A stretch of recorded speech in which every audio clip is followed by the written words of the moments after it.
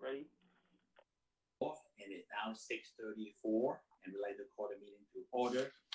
Um, if we don't have a flag, so let's look at North, and then we'll follow her.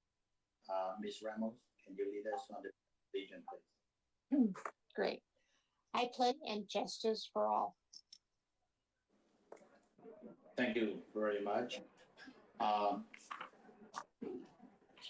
When we talk to the city clerk, please call the roll and make sure we have a quorum. Roll call, please. Okay, roll call. Chair Chang, Yes.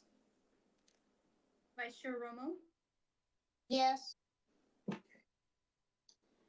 So we do have a quorum. We have 4 out of 5, so we can conduct business as usual.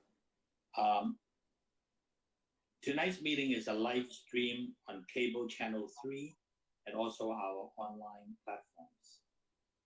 If you have any comment, please email all public comments to drc-publiccomment@sgch.org. No later than the time the item is considered by the Design Review Commission tonight. Comments received after items have been considered will not be read into the record. Comments will be read by Executive Assistant Jackie Wong for up to 3 minutes each. To prevent any overlap in comments, each commissioner will be called upon to speak. Before I start my public comment section, I'd like to take this opportunity to introduce our incoming planning manager, Samantha. So if staff can please help me to introduce her to the commissioner and to the public. Thank you, Chair. This is Matt Chen, Senior Planner with Planning Division. City of San Gabriel Community Development is very excited to have our new planning manager, Samantha Tiwasar, join us, and she graduated from UCLA, and she has been working for City of Memorial Park for the last 17 years.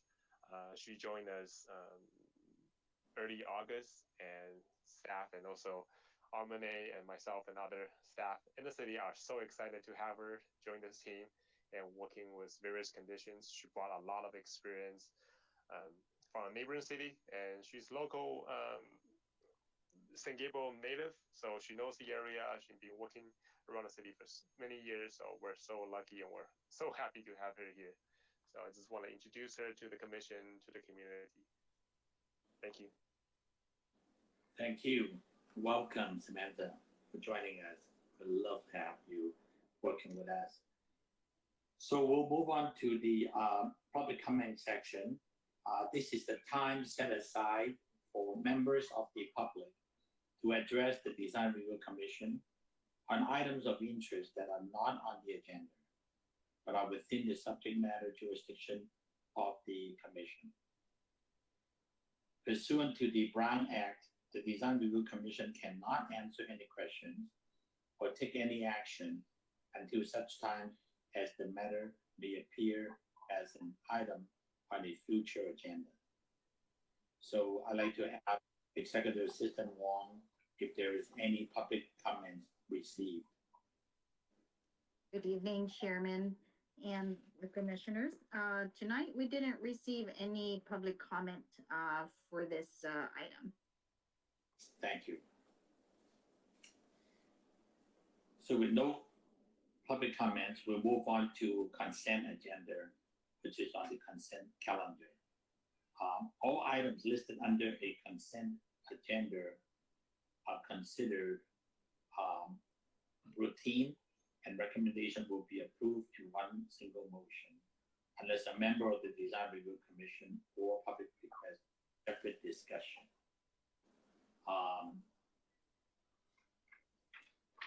Are there any Design Review Commissioners, if they like to pull any item from the consent agenda for separate discussion?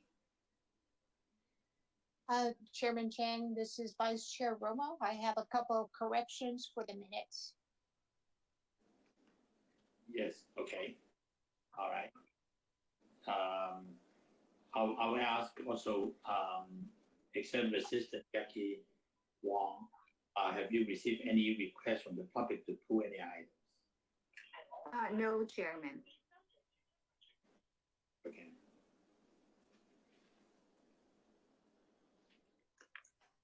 So,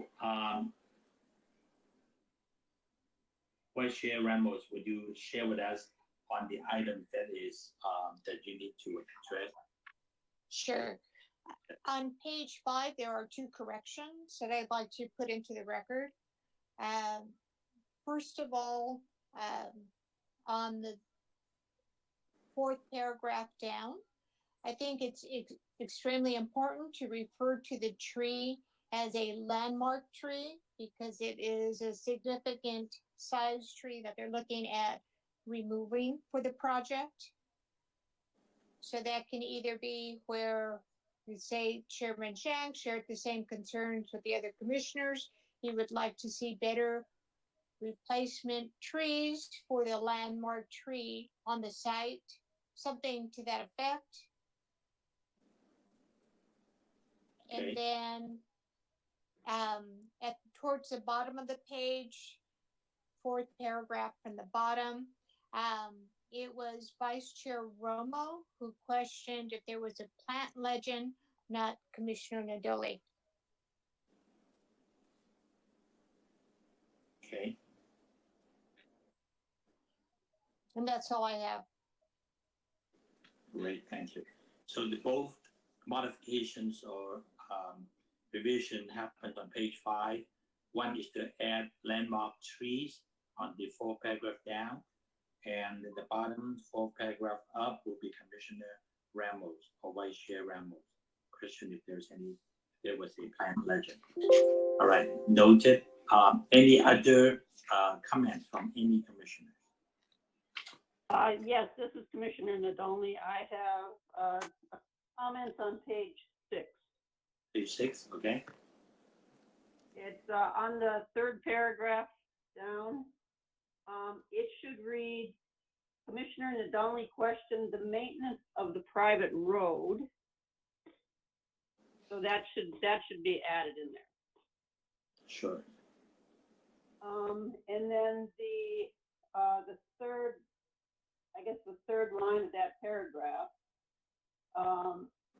or actually at the end, the garage parapet height is what I questioned. So the garage parapet height, and if the roof lines up. I want to make sure I follow the garage parapet height.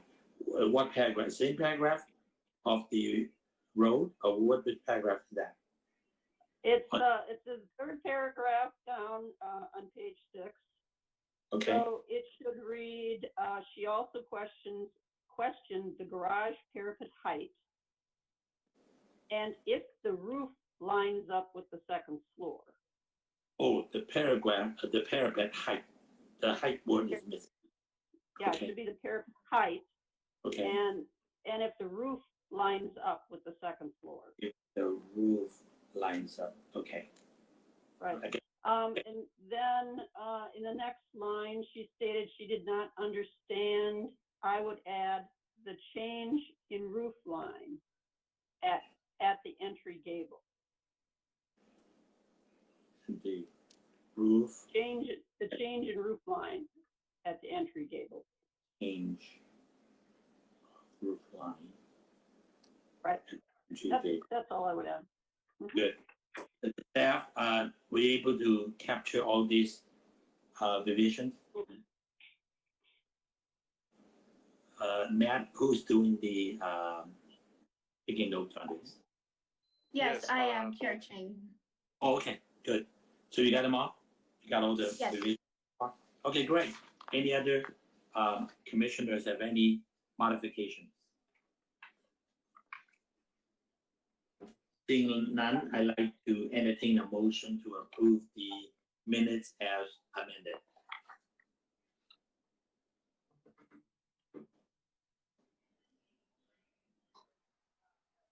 Chairman Nadolny, move to approve the minutes as amended. Thank you. Do I hear a second? Commissioner Salo, I second. Commissioner Salo, thank you. Commissioner Salo seconded. Roll call, please. Roll call vote. Commissioner Salo, Here. Commissioner Nadolny, Yes. Vice Chair Romo, Yes, Chair Chang. Yes, Motion carried. Vote is 4-0. thank you. So the minutes are approved. We'll move on to the next item, which is item B, 322 South Arroyo Drive, planning case number PPD 18-011, precise plan of design. Applicant is Eric Zhang. The recommended action is to continue this item to the September 28, 2020 meetings. Staff, do we need to make a motion on that? Yes. You This is do. Matt. Yes. Staff Okay. is recommending the commission to move this item to the September 28 Design Review Commission meeting. Okay, great, September 28. All right, so with that said, can I have a motion to continue this item to September 28? this is Vice Chair Romo, making a motion to approve the continued item on 322 South Arroyo Drive to September 28th. Thank you, Vice Chair. Do I have a second of that motion? Second, this is Chair Nadolny, or I'm sorry, this is Commissioner Nadolny. Thank you. So it's been moved in seconds. Let's go ahead and do the roll call then, so that we have it on the record. Roll call vote. Commissioner Salo, Yes. Commissioner Nadolny, Yes. Vice Chair Romo, Yes, Chair Chang. Yes, Motion carried. Vote is 4-0. thank you. So we'll move ourselves to public hearing, item number 3. I'd like to ask city staff to read the comments before we start. Go ahead, Matt.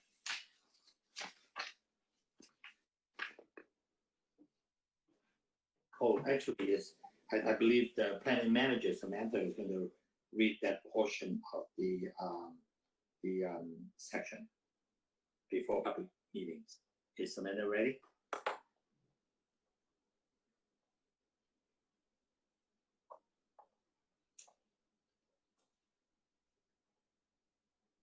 I think our planning manager might have a technical issue Oh, with their on the, audio.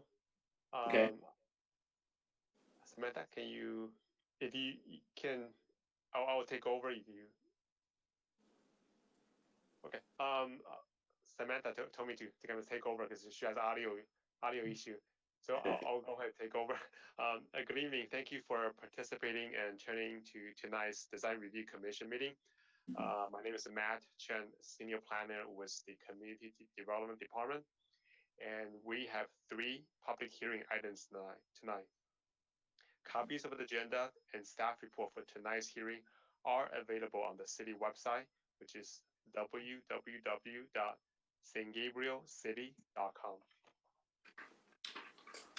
If you wish to comment on any of these items and are not the applicant, please email the public comments to drc-publiccomment@sgch.org no later than the time the item is considered by the Design Review Commission. Comments received after items have been considered will not be read into the record. Any decision made by the Design Review Commission tonight is appealable to the City Council. The deadline for filing an appeal concerning the decision made tonight is Tuesday, September 8th. Otherwise, any decision made tonight will be effective on Wednesday, September 9th. If you wish to file an appeal, please contact the project planner for the applicable application and fees. For each item, staff will kick things off by presenting staff report. Then it's the applicant's turn to present to the commission. Then we're open to the public hearing period, and the recording secretary will Yeah, begin. and just in case I'm experienced. We'll begin reading aloud the public comments that have been received during the hearing. Each comment will be read up to 3 minutes. After public comments are read, the applicant is provided the opportunity to Yes, rebut if they that's choose. correct. Thank you very much. I staff like Prior to apologize in advance close the public hearing, the connections the commission going may in ask. and out. So at some point, Matt and Anthony. I think our manager has technical issues with audio, so we'll help her in the meantime. But I will try to finish this sentence, and I'll help her during this transition. So in closing, after the public comments are read, the applicants provide the opportunity to rebut if they choose. Prior to close of public hearing, the commission may ask questions of the applicant, staff, or the city architect. However, once the public hearing is closed, the opportunity for public comments has ended. And Mr. Chairman, thank you. We're ready to introduce our first case for this evening. Thank you very much. So we'll move on to the public portion of the hearing tonight. We'll start with agenda number A310 East Wells Street, pending case number SPR 18-107, site plan review. Applicant is Cameron Lang. Presentation will be made by Assistant Planner Anthony Alvarado. So staff report, please. Thank you, Chairman Chang. Good evening, Chair, Vice Chair, and Commissioners. The first item before you tonight is for a site plan review to propose a new 2-story house with an attached 1-car garage and detached 2-car garage at 310 East Wells Street. Planning case number SPR 18-107. Now go to slide 2, please. The project site is located on the south side of East Wells Street between Walnut Street to the east and Euclid Avenue to the west. Slide number 3, please. The property is currently developed with a 1,217 square foot single family residence and a detached garage to the rear of the property. The property is surrounded by other single family homes to the north, east, and west of the project site and multi-family dwelling units to the south. Slide number 4, please. The property is zoned R1 for single family residential and has a general land use designation of low density residential. Slide number 5, please. The proposed project is for a 2,464 square foot 2-story single family residence, approximately 1,427 square feet on the first floor and 1,037 square feet on the second floor. It also entails an attached 1-car garage and a detached 2-car garage to meet the requirement of the 3-car garage for the 5-bedroom house. Slide number 6, please. The proposed architectural style for this project is a prairie style.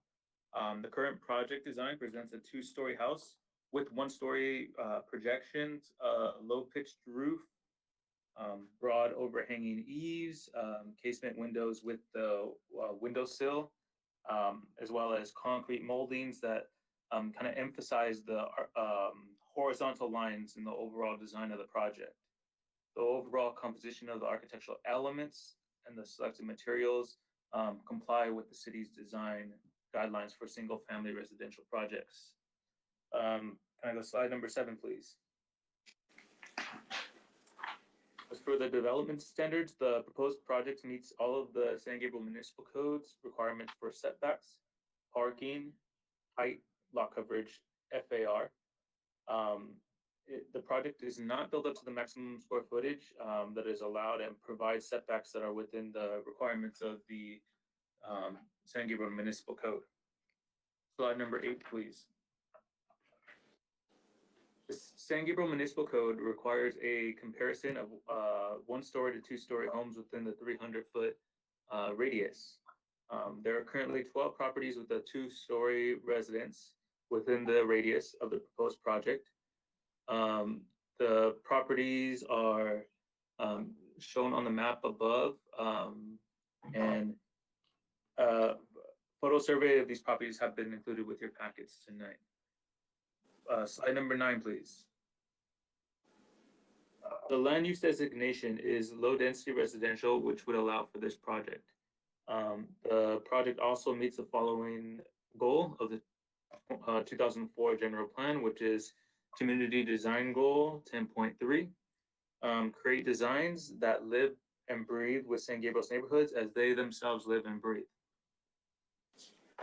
Slide number 10, please. This project is exempt from the requirements of the California Environmental Quality Act per guideline section 15303, class 3, for new construction or conversion of small structures. Slide number 11, please. Mailed notices for the proposed project and tonight's meeting were sent out to neighbors within the 300-foot radius. A notice was also posted on the site, which is shown in the picture on the slide above, as well as the agenda being posted at City Hall, Post Office, Library, and the city's website. And a noticing was also posted in the newspaper on the San Gabriel Sun. Slide number 12, please. To that end, staff recommends that the Design Review Commission adopt a resolution of this Design Review Commission of the City of San Gabriel approving planning case number SPR 18-107 for site plan review at 310 East Wells to allow the construction of a new 2-story single-family residence with an attached 1-car garage, detached 2-car garage, subject to the recommended conditions of approval. And thank you, Commission, and this concludes staff's presentation. Staff is ready for any questions if you have any. Thank you. Thank you. Any question from staff to from Commissioner to staff regarding this application?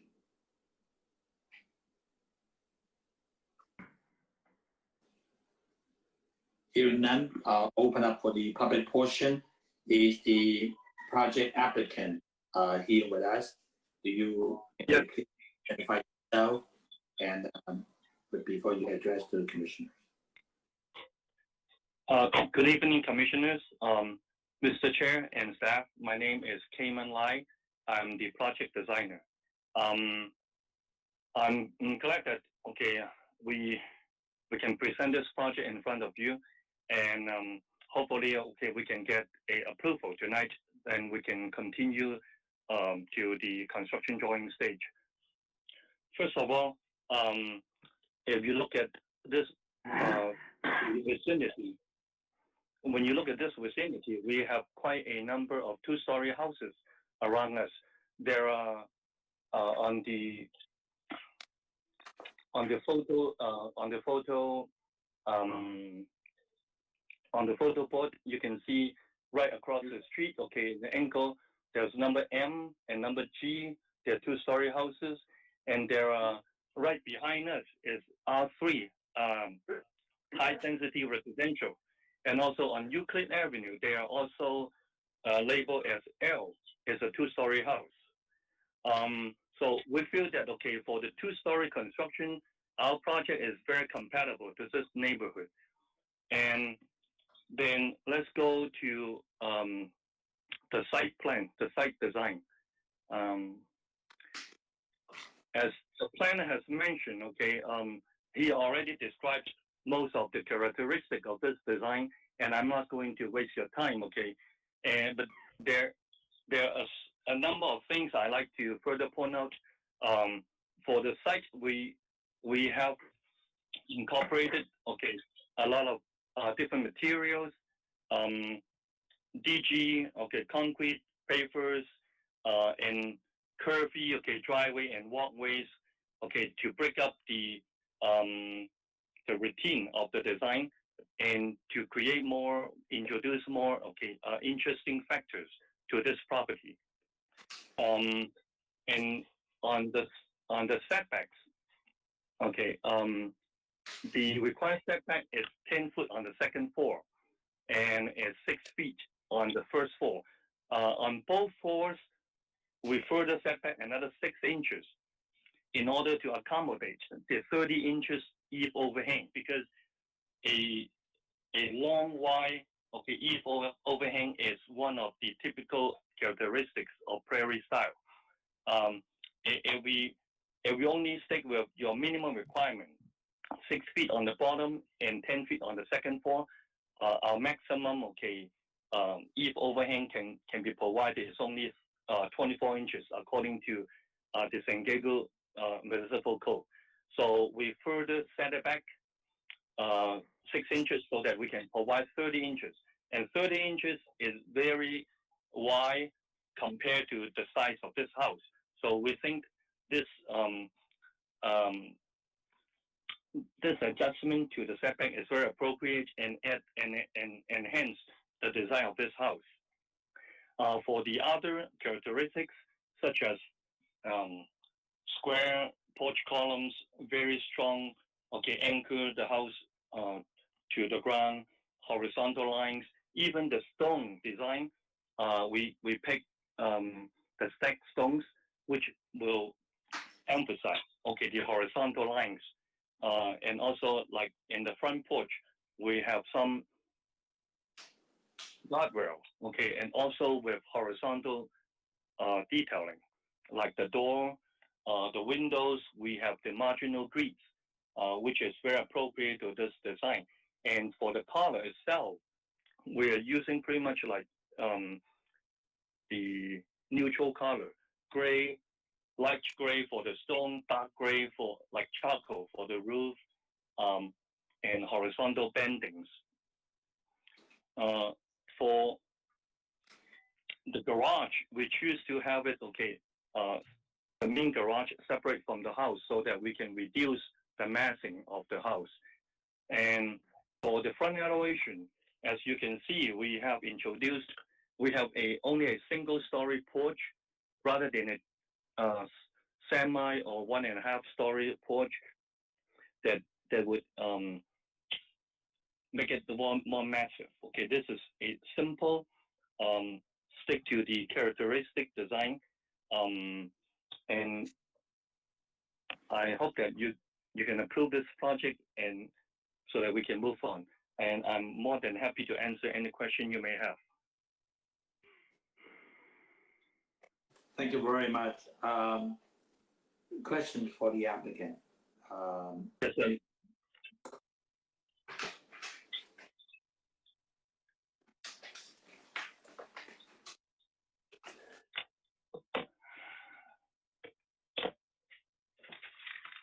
I'm sorry. This is Commissioner Stalo. Can you hear me? Yes, go ahead. No. Can you explain to me how the separate garage and the driveway in the backyard, what's the benefit of separating the cars into 2 separate garages that way? Oh, okay.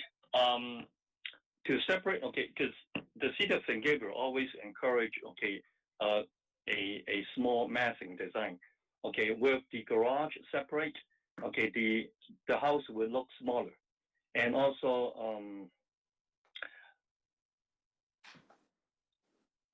and also, okay, the house, okay, has more opportunity to have windows on all 4 sides of the main house that allow the occupant, okay, to see the outside, the rear yard, the front yard, the side yard.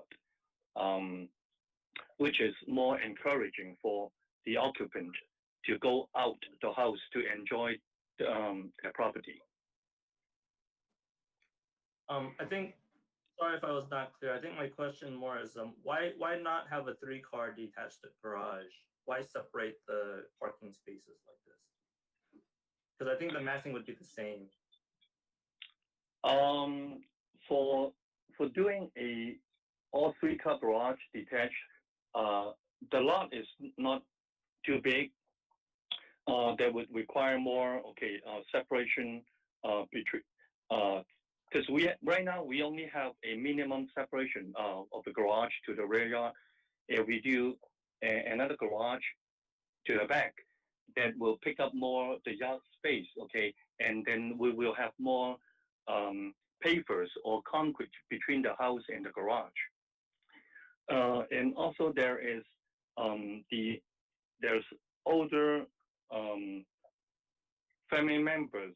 They like to park their car closer to the house, and then they can just walk out to the rear yard and come back to the house, okay, which is they feel, the older members feels more safe, okay, when they come back to the house, and they don't need to walk that far away. This is one of the concerns they have. And as you can see, okay, now we have a 2-car garage.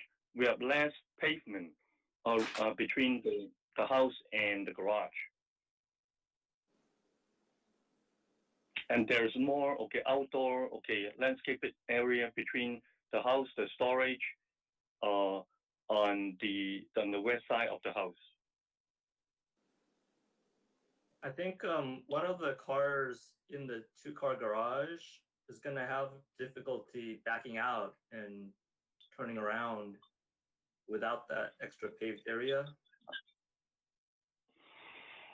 I would say, okay, say for the 2 cars, okay, one to the east side, one to the west side. The west car, okay, since okay they have such a bigger area in front of the garage, okay, right in front of the garage, they can do a 3-point turn, okay, with whoever, okay, with a better driving skill, they can do a good arrangement who park, say, parking number 1, number 2, number 3, and that the homeowners already consider those, okay.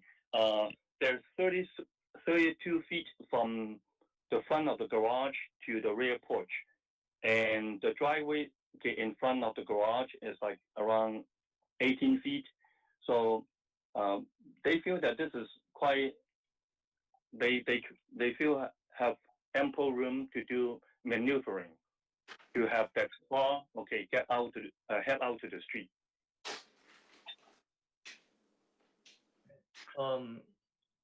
I guess the other question would be in the bonus storage area. Yes, sir. On sheet 8-2, is that a kitchenette? You mean, okay, let me go to the site, the floor plan. Because I see lower counter, upper counters. I see. Oh no, that is a washer dryer. Oh, it's a laundry area. Yes, laundry area. There's no kitchen there. There's, okay, if you look at it, okay, at the corner is D dryer, in the middle is W washer, and there's a sink, and there's a counter for them to throw their clothes, and there's a 1-foot deep wall cabinet for them to store like detergent, clothes opener, okay, that kind of stuff. Okay. And on the 1-car attached garage, the garage door opening and the adjacent double doors going into the great room of the house, isn't it a kind of a weird it's just kind of weird adjacency, having the those French doors and that garage door kind of configured that way?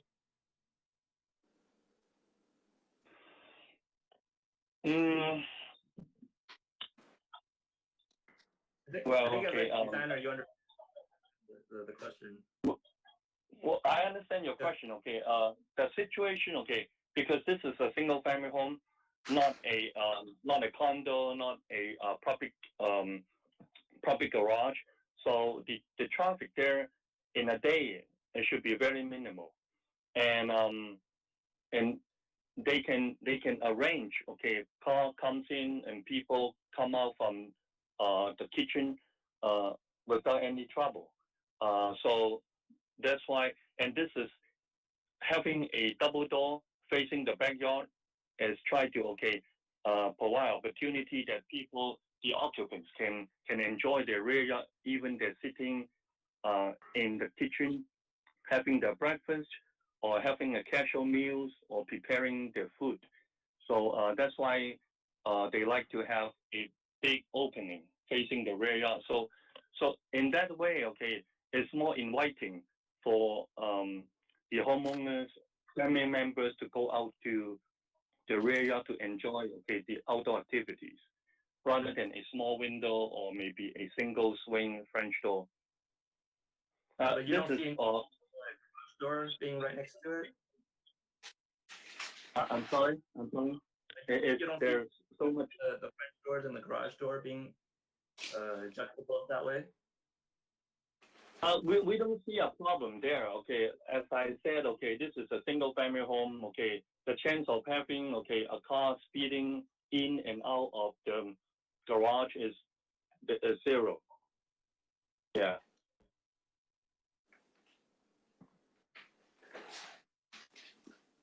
And also the door is wing inside the house, so whoever need to go outside, they need to step back. They need to open the door, step back, rather than they push out the door and step into the driveway. So this is a safety consideration already, because the door swing inside, not swing outside. Does that door have to be the same fire rating as the wall that separates the garage and the house? I'm sorry, can you say that again? I think you're gonna have to have a 1R wall or some type of fire separation between the Yes, attached sir. garage Yes, and sir. Exactly. Yes, yes. Does Okay. also And have we will have a 1 hour. We will have a 1 hour separation, and also the entire house is sprinkled. That is not required because that is not the adjacent wall. Okay, the separating assembly.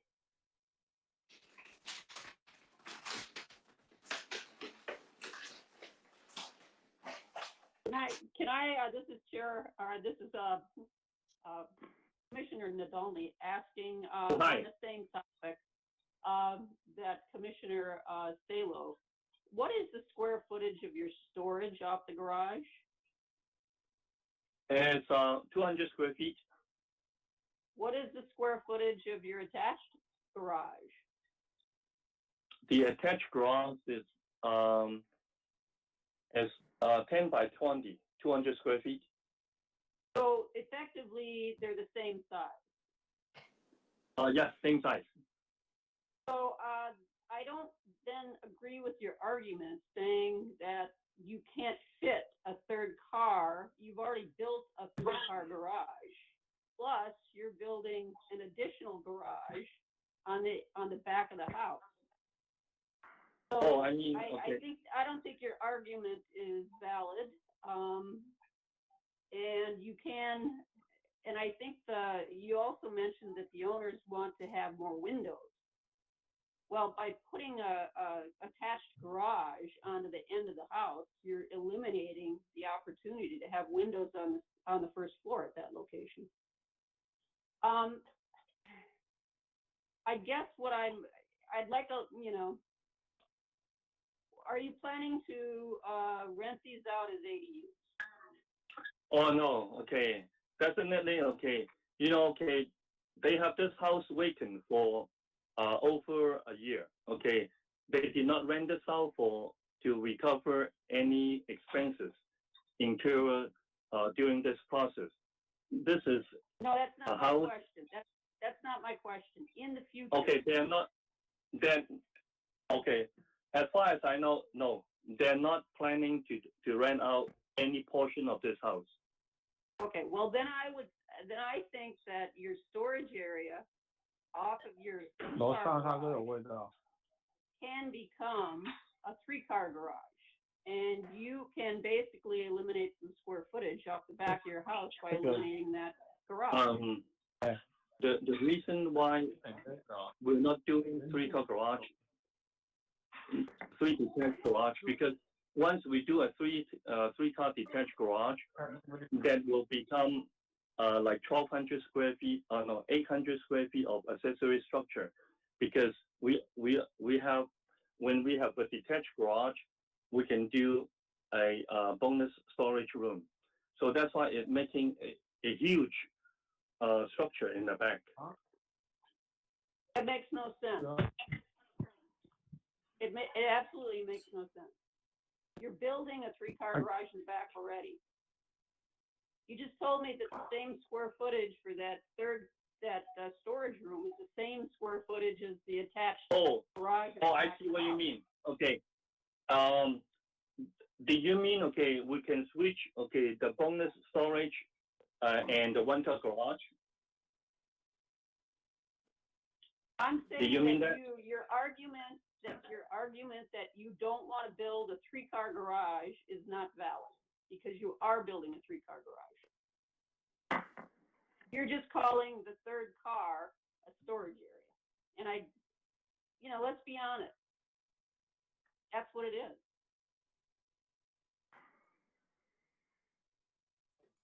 Something to think about. Commissioner Stalo, if you're, I didn't want to, are you done or? I'm done, thank you. Okay. I just had another question on the fencing. On, I believe it's the west side. You're calling it as an existing fence. Is that going to stay? Okay, we really want to replace it, okay, but then, okay,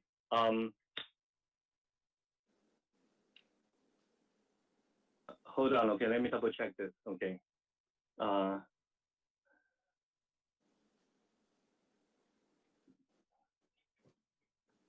We like to have it, okay. We like to have it, okay, same design as the front fence, as long as the neighbor allows us to do it, because from the survey, the existing fence is on the neighbor's side. That's what I thought, because after going by the property, their gate is attached to one of those pillars. So I'm not quite sure how you're going to connect your fence at the front to that existing fence. You've got a side gate.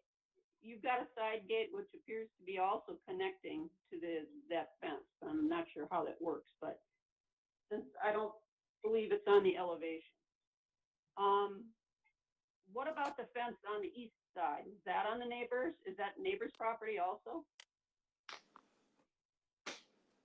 No, okay, on the east side is our fence. That's why on the site plan we indicated, okay, the front yard portion of the east fence will be replaced and will be matching, okay, the front. Okay. Well, I think you may have an issue with the side gate. We want to, okay, replace the front portion of the west fence because that will make the project complete. But up to this time, okay, we because the owner does not live on this property, that's why they don't know the neighbor very well, and also this fence belongs to the neighbor, okay. But we will continue to try to talk to the neighbor, see if they allow us to remove their portion of the fence, and then we can, okay, build the new fence on our side, okay, and so we'll complete, okay, the fencing design on all three sides of the front yard. Do you know where is their existing vehicular gate on the west side? On which pier is it? Is it the 3rd pier or the 4th pier in? Okay, let me see. The existing gate, okay, is all the way to the east side of the front fence. Right next to the power pole. There is an existing power pole there, okay, at the northeast corner. No, I was asking about the west side because the west fencing is where the neighbor has their gate, their vehicular gate. And there's no way that you can take that fence down without affecting their gate. So it's something to look at, okay? Let me ask you, there is a power pole, now that you mentioned power pole, the existing topo survey indicates that they're overhead lines. And this may be a question for the city. Are you planning on going underground with that power? Oh, yes. Because that is on the sidewalk, we don't need to get easement from the neighbors. So this is very simple. We can do underground into this property. Okay. You note on your front cover sheet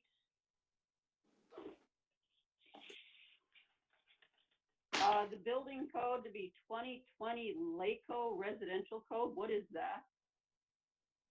I've never heard of that code.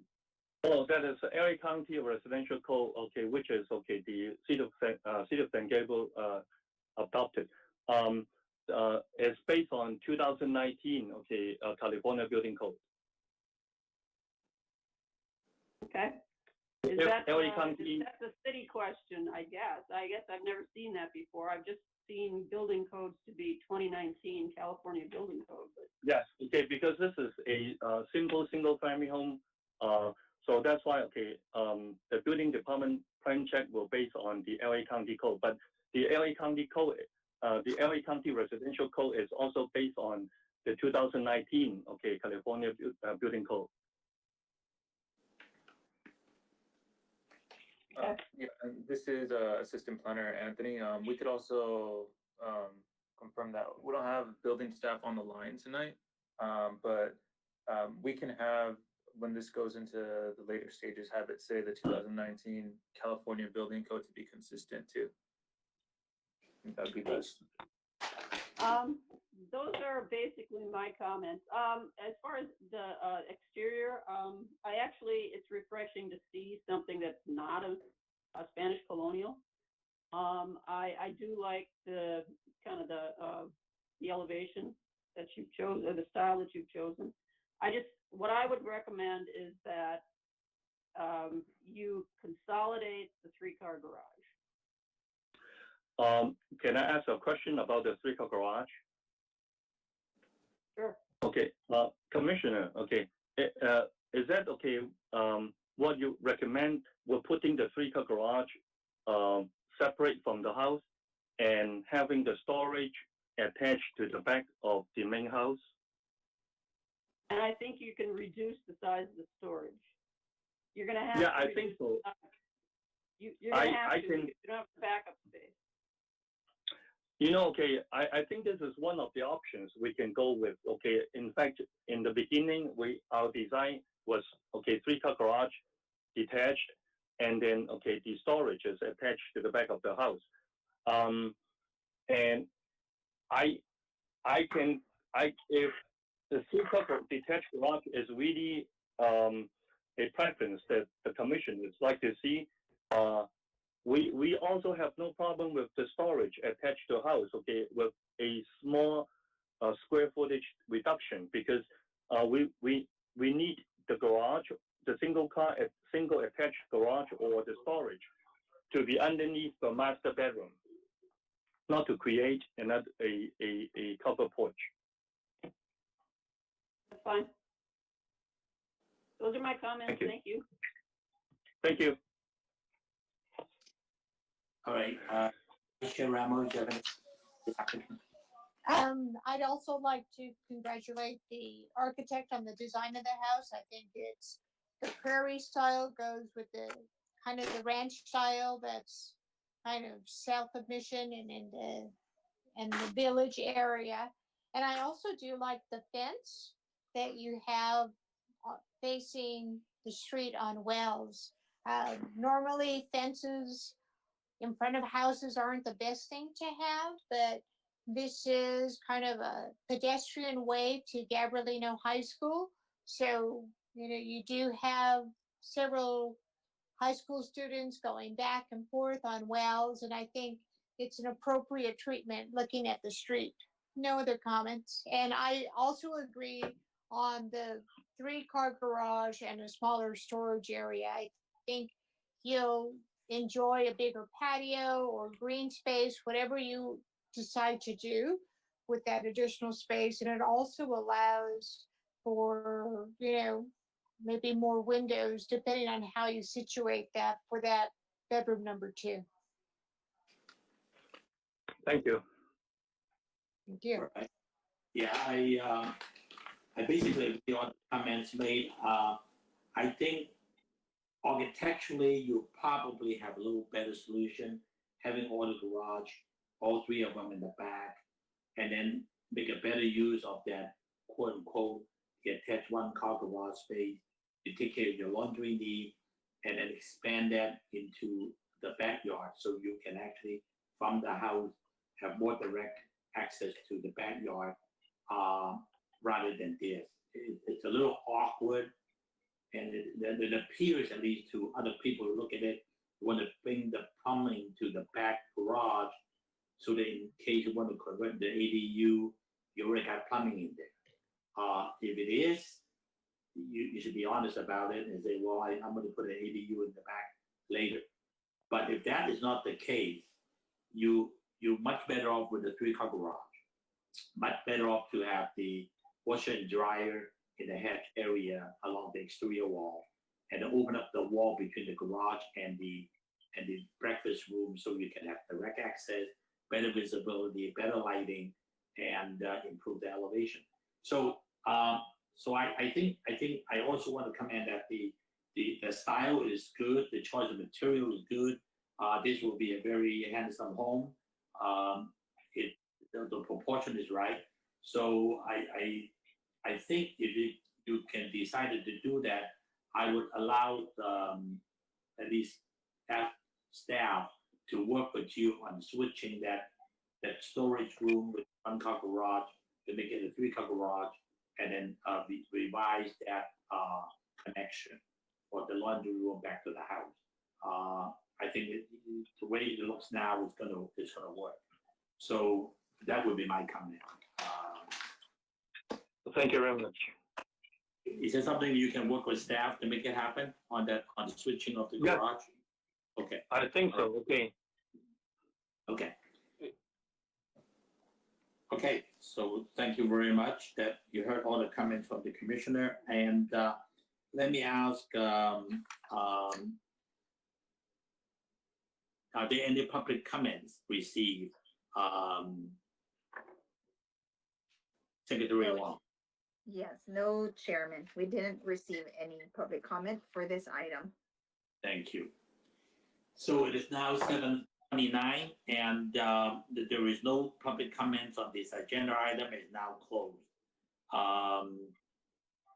The city staff have any further comments? No, Chairman Chang. Thank you. So I think we pretty much heard the deliberation of all of that.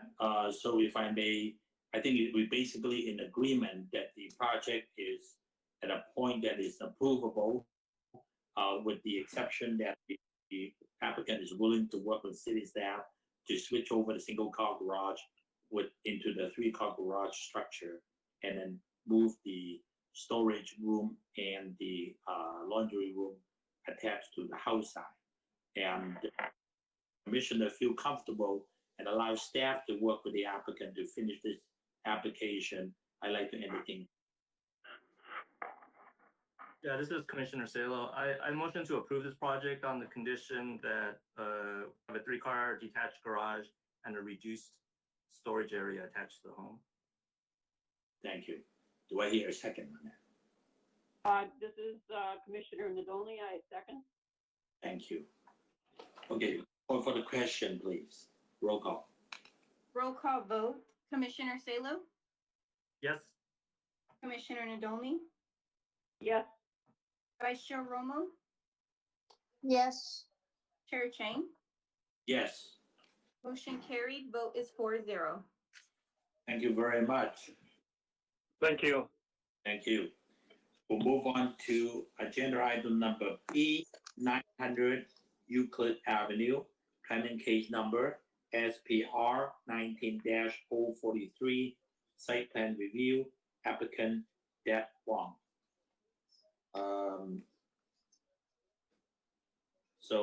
The presentation will be made by senior planner Matt Chang, please, staff. Thank you, Chair and members of the Commission. For your consideration tonight, a new two-story single-family house is proposed at 900 Euclid Avenue. Adam, if you can go to slide number 2, please. The subject site is located at the southeast corner of Grand Avenue and Euclid Avenue. And the property is zone R1. Adam, please go to slide number 3. Like staff mentioned before, the subject site is zone R1, and the applicant is proposed to have a new two-story single-family residence. And slide number 4, please. Slide number 4 shows a proposed site plan. To the left side is Euclid Avenue. To the north side is a Grand Avenue. The proposed construction will be two-story house to the left side, and also a detached, close to 800 square feet garage at the rear, accessing on Grand Avenue. If we can go to slide number 5. Slide number 5 shows a front elevation view. The proposed residence is going to be a Spanish colonial architectural style.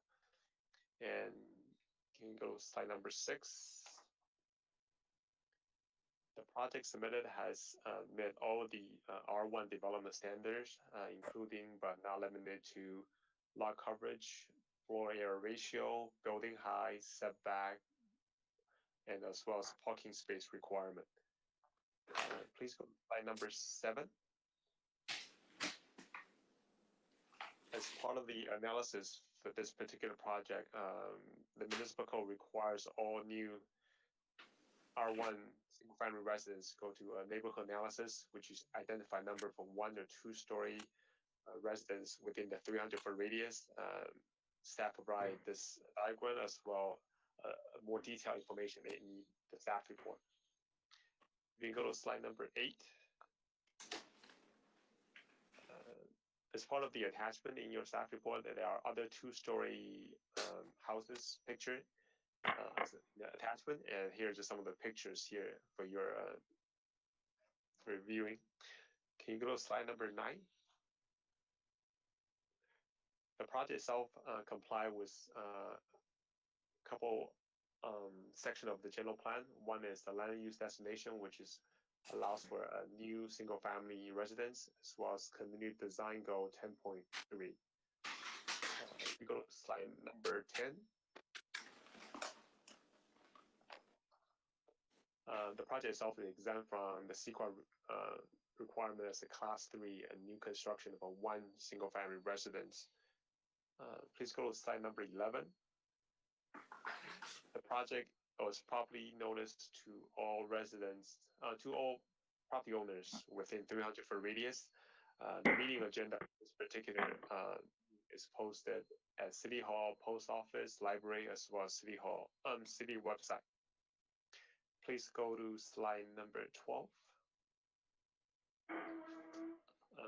In conclusion, staff is recommending the Design Review Commission to adopt a resolution to approve this particular project based on the findings in the attached resolution, as well as subject to the conditions staff is recommending.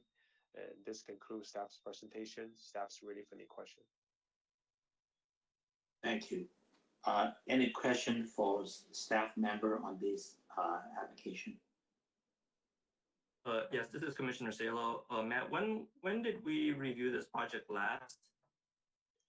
The project designer, that one, he presented a similar project at the last DRC meeting, which that address 115 East Fairview.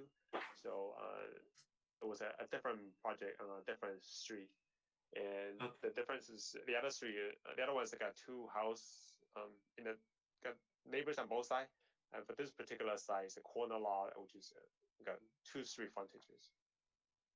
Okay, so this is our first time reviewing this project. It's just that I think some of the renderings look very familiar, and I thought we had reviewed this before. All right, thank you, Matt. Any other questions from any other commissioner? Just one question. This is Commissioner Nadolny. We got all the attachments, but again, I don't think anything was indicated as far as the materials, what they're actually using. So just want to point that out. So I think it was brought up last meeting or maybe a number of meetings ago.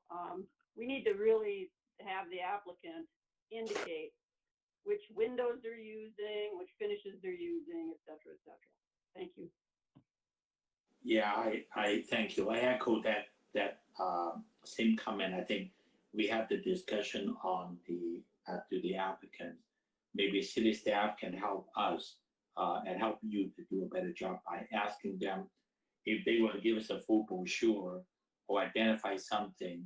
At least on the last project, there was a separate sheet that showed the elevation, have the choice of material and doors and garage doors and windows attached right next to it. So at least we know what is what. When we get a brochure of 20 pages of something without identifying what is being chosen, that's gonna hurt us. I think on one of our later projects, on the commercial project, at least they try to identify, cloud out the section that they pick. At least it will help us to understand what they are choosing. So that's going to help us when it happens, when you receive it. So I guess staff can help us to demand that before it comes to us.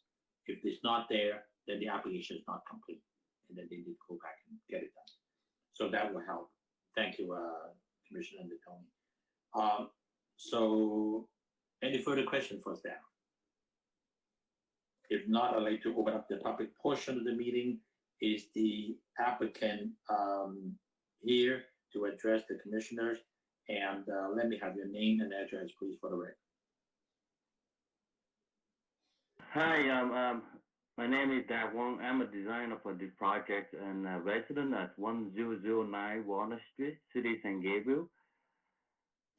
Just want to thank you all to come today and spend some time and review this project, and I'm here to answer any question that you or commissioner have.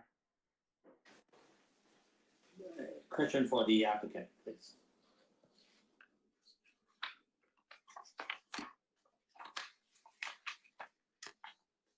Let me start by asking a couple of questions. One, on the staff report, looks like the city and city architect has spent some time working with you on the elevation, on the front elevation at least. Your plan still shows you want a double door at the front door, as a front door. If you look at your floor plan, that double door is going to work very hard. It practically doesn't work. It actually cut into your stairs, and it cut into that entryway, and it just doesn't do a good job for your clients. Is there a reason why you would not follow the city architect's recommendation, have a single door? And because your entry way is not that wide, you got, if you do a 6-foot double door and then with the side light, that actually is totally very awkward. You have basically a very high building. You got 2 9-foot plate height, both first and second floor, and then you pull the building up, and then you have a very large double door coming in. It looks really awkward. The proportion is not right. So, can you explain to us why you do not follow the recommendation from the city architect? Yeah, thank you, Commissioner. Yes, after I received the comment from city architect, and owner kind of prefer to have the double door. So we just met with the city architect back a while ago to see if it's feasible. So I guess he says okay. If we bring it up to the hearing, then if if you guys have comment, we can go back to a single door with the two satellite window. Yeah. It's the owner preference to have, to have a double door. Right. And I think the master being aware of that this should be brought to the staff and architect, city architect as well too. So just yeah. The reason why we have design guidelines and all these architects working on reviewing these projects is because there are certain things about design value. Just because the applicant wants it, it does not necessarily mean that that is the right thing to do.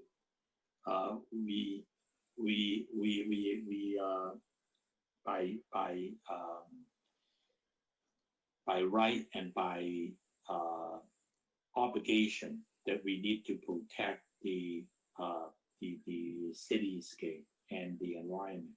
And just because certain owner wants certain thing, if it's the wrong thing to do, then we're gonna have to say no. We will not allow it because it will not be approved. So I hope you, as a designer, you need to understand that and then convey that to the client and explain to them there is a reason for it. The city pay money for the city architect's service to help our citizens to get the better design so that the neighbors can enjoy a beautiful building and so that your client can enjoy a beautiful outcome. As you look at the floor plan, that double door, I look at it again, it opens into the halfway of the stairway coming down, and it does not make sense at all. It will be very awkward. You're never going to open up that double door, to make it work. You're still going to have a double door and open up one to make it work, but it's awkward, it's not centered, it is not right. So as a designer, you have the obligation to work with the client, city architect. So that's my comment on that. And I want thank you. Yeah, that is something that it is possible that we can work with the staff and address your concern. We can switch back. It's just a simple switching back to the single door. Yeah, I mean that would be at least one of them. And then I want to hear the other commissioners comment if they have any other comment. That portion bothers me a lot because I think you will be sorry and your client will be sorry because it's not going to work good for them. So any other commissioner have any other comments on this particular application?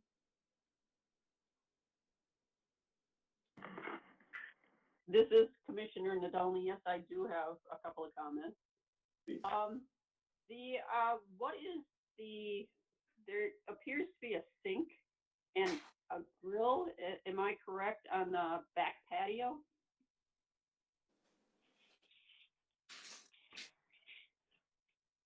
What is that designating?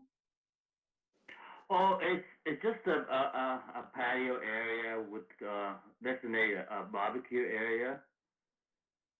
That's a barbecue area over or under the second floor. And you said that there's a sink out there? That's correct.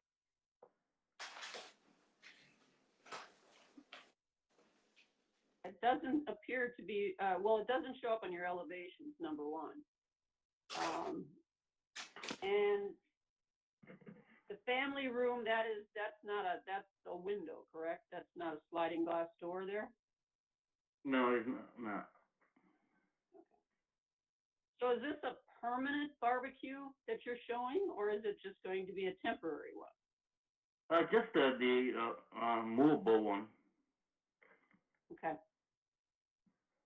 I think it's going to get pretty smoky under there, in my opinion, but that's up to the owner, I guess. But you are intending to have a sink there, and that would be plumbed for a sink? That's correct.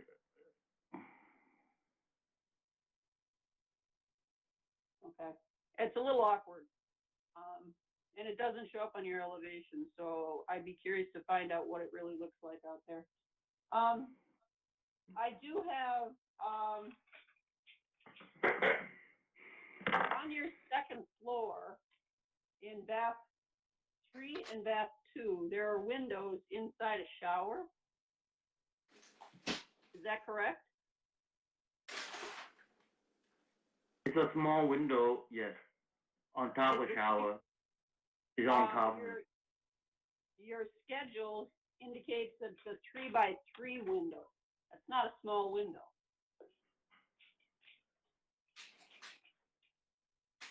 And your Yeah, but elevation the bottom of the window is 5 feet above the finished grade, finished floor. So I don't think it's a privacy issue. We can change the window to a smaller one. If it is concerned about privacy issue, we can change it to maybe 3x2.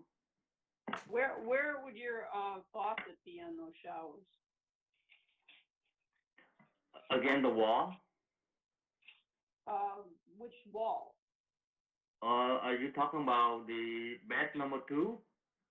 I guess it doesn't really matter. I would be concerned with that large of a window in a shower condition. Now, here's the problem. Normally, I don't really care because that may be what the owner wants, but that is your front elevation. And that's where the commission needs to be concerned about what types of windows you're putting there. You have, right now, your elevation shows 2 different types of windows. Is that correct? One appears to be a fixed window and the other appears to be a double hung window on your elevation. Is that correct?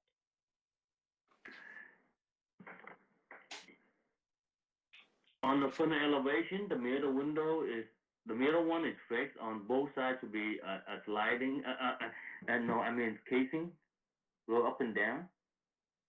No, I'm not talking about the middle one. On your west elevation, you have 2 windows on the side.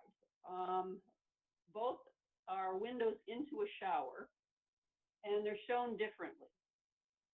So I'm just asking you, what are they? It should be just the same. It's just a drafting area, I guess. Just my design drafting area.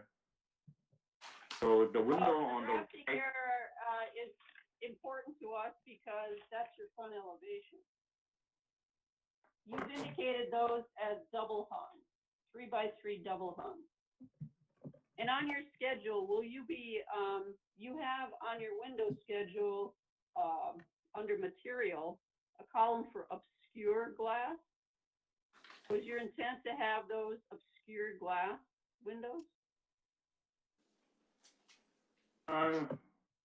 Currently no, but if there is issue that we can change that to obscure window.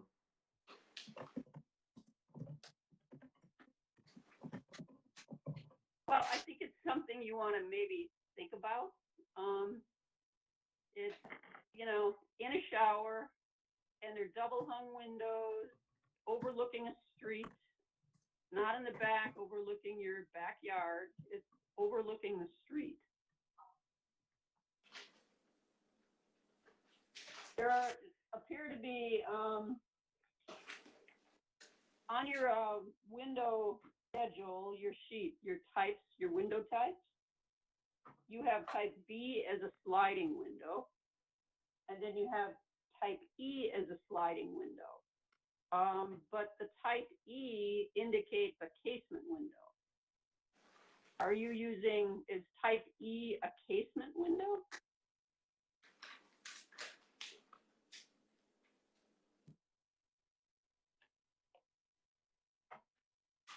Yes. I'm looking on page A4 for people's reference.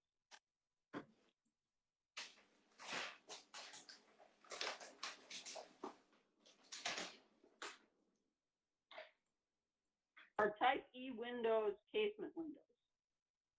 Type E? Yes.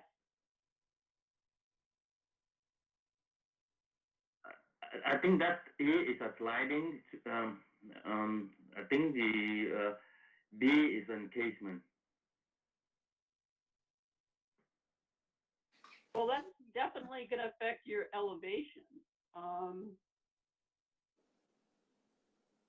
So you have three types of windows then on this job. You have casement.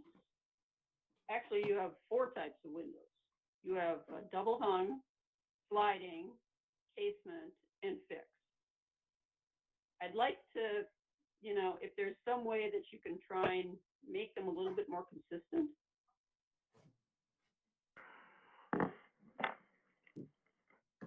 Okay. I think we did see the officer review, and I think they recommend in certain size have to be casing, and certain size we can use the sliding. So that's how I think we incorporate in, and we can relook at it and adjust to make it more consistent with the same elevation.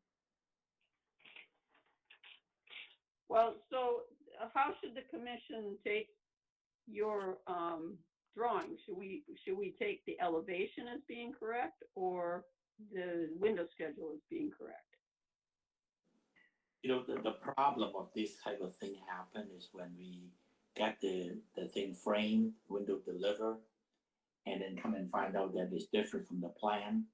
I think we mentioned it many times that whether you're an architect or you're an engineer, you're a designer, you really need to take this thing seriously.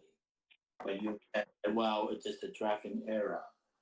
It's not going to be good when the planning department come out and look at your project to approve it for your planning approval. If it's wrong, you have to replace the window after it's built, and it's not going to be fun. I'm looking at your window schedule. Your B shows a slider, which is not clear that it is sliding. Usually you have an arrow showing it sliding. And your E also marked the same way, but it's called sliding. E is an indicator. Any architect will tell you not a sliding window. It shows the leaf goes out and it's hinged on the two sides. So your legend is wrong on the sliding legend on window E. It's incorrect.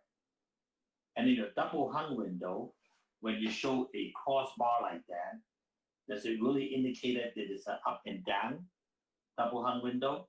And then with a mullion in the center? Is it really the case? Because on the actual window that you showed, in front of your shower, in front of your bathtub, it is a window that does not show at all on your window type. You have a window that is 13. I see number 13 in front of it. And but look at the elevation. It looks like one shows a fixed window on the back side.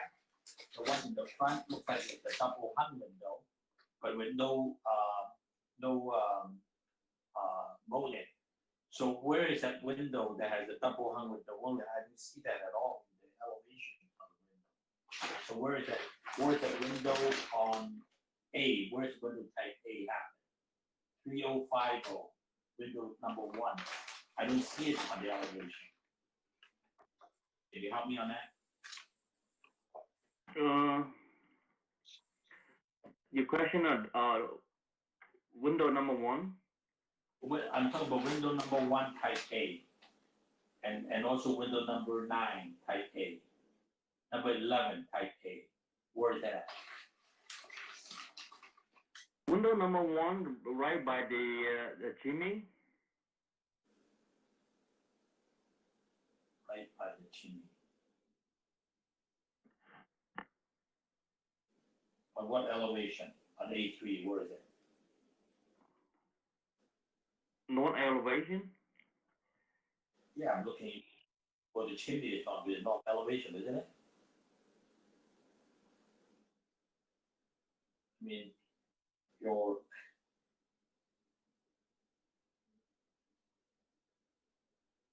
west elevation is the front side, and then your north elevation is the street facing side, which I don't understand why.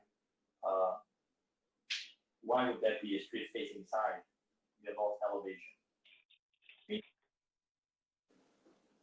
Why is the west elevation being the front, and then the north elevation main residence is street facing side? It's facing the Grand Avenue. Okay, so Because this is on a lot, so okay, but where is that window that I'm talking about? What I'm saying is, you got a I don't know when you have considered those two back up windows.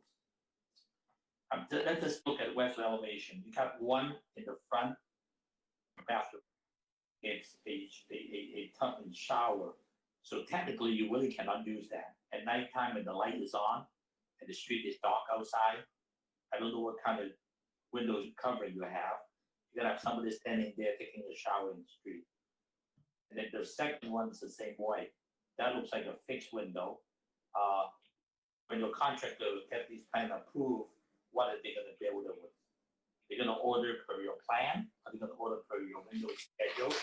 Your window schedule is nowhere close to what's in front. They don't line up. It doesn't say the same thing. So I would be a little reluctant to let this thing go and just let them go ahead and do it. You have no. It doesn't show anything about the obscure window. None of them obscure. So it's a wide window, tempered. None of them show obscure. So if these are non-obscure windows, these are clear glass window in the shower above a bathtub, 3x3.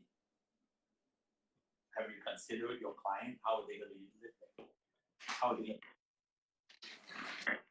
yeah, thank you for your comment, Chair. Yeah, I think we can work it out with the Matt and perhaps change the window type to obscure, right? The two window in the front elevation, and I just want to make sure that I'm going to double check again, make sure the window schedule and the door is matching up, so we don't have any construction issue during construction. Yeah, so what happened is that when you go to a bedroom, you need to meet the code requirement for emergency exit. So that you come in the window height because you want to meet that code requirement. In case of fire, your occupant can get out with the minimum width required by code. So whether it's going to be a double hung, you need the width. If it's a casement, it has to work on both to give you the opening.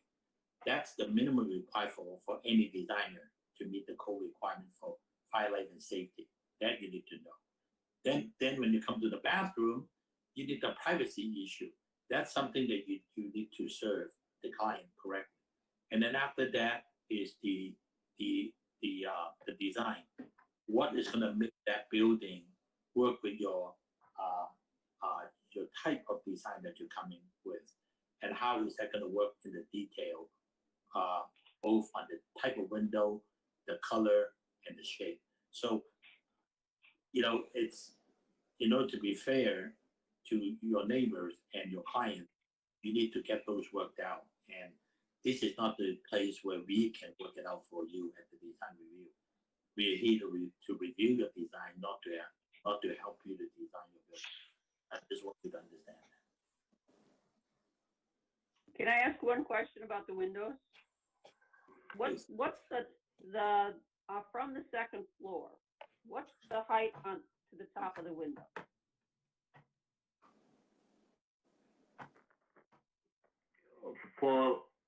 Can you repeat what for what window?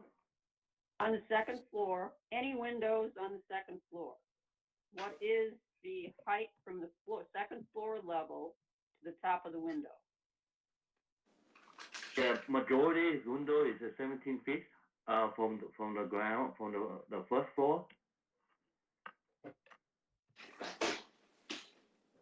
So the top of the window is at 7 feet above the second floor. It So should be 8. a 3-foot window, the bottom of a 3-foot window is at 4 feet. And you're gonna have somebody taking a shower in there. No, it should be 4 feet. 5 feet, right? I have No, look at your elevations. You've got a finished floor dimension, then you go 9 feet to the top of the plate. You need structure there, so that takes you up to about 10 feet, right? That is right. That's That correct. you're finished. That's correct. Okay. Then if you scale your elevations, it looks to me like the top of the window on the west elevation is at 7 feet above second floor, not 8 feet above second floor. Because if it was 8 feet above, it would be a lot higher, and it would conflict with your rafter tails and anything else that's on the front elevation.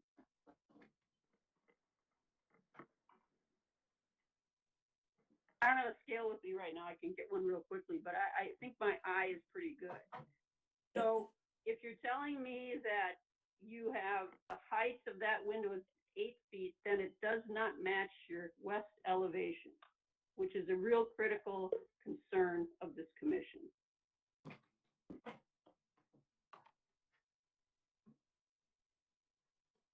Mr. Wong, I think you heard enough. In order for the house to look proper, you need to start working on the ceiling height on the first floor, and then your structural member, and then your second floor height. So you need to work on the plate height of each floor. Then you work backward to your window. I don't need to teach you how to do this, but you should know by now. And if your elevation do not match the final working drawing plate height, and then the header height of the window and the head sill, it will cause a lot of problem when after the frame them in and they don't match the elevation.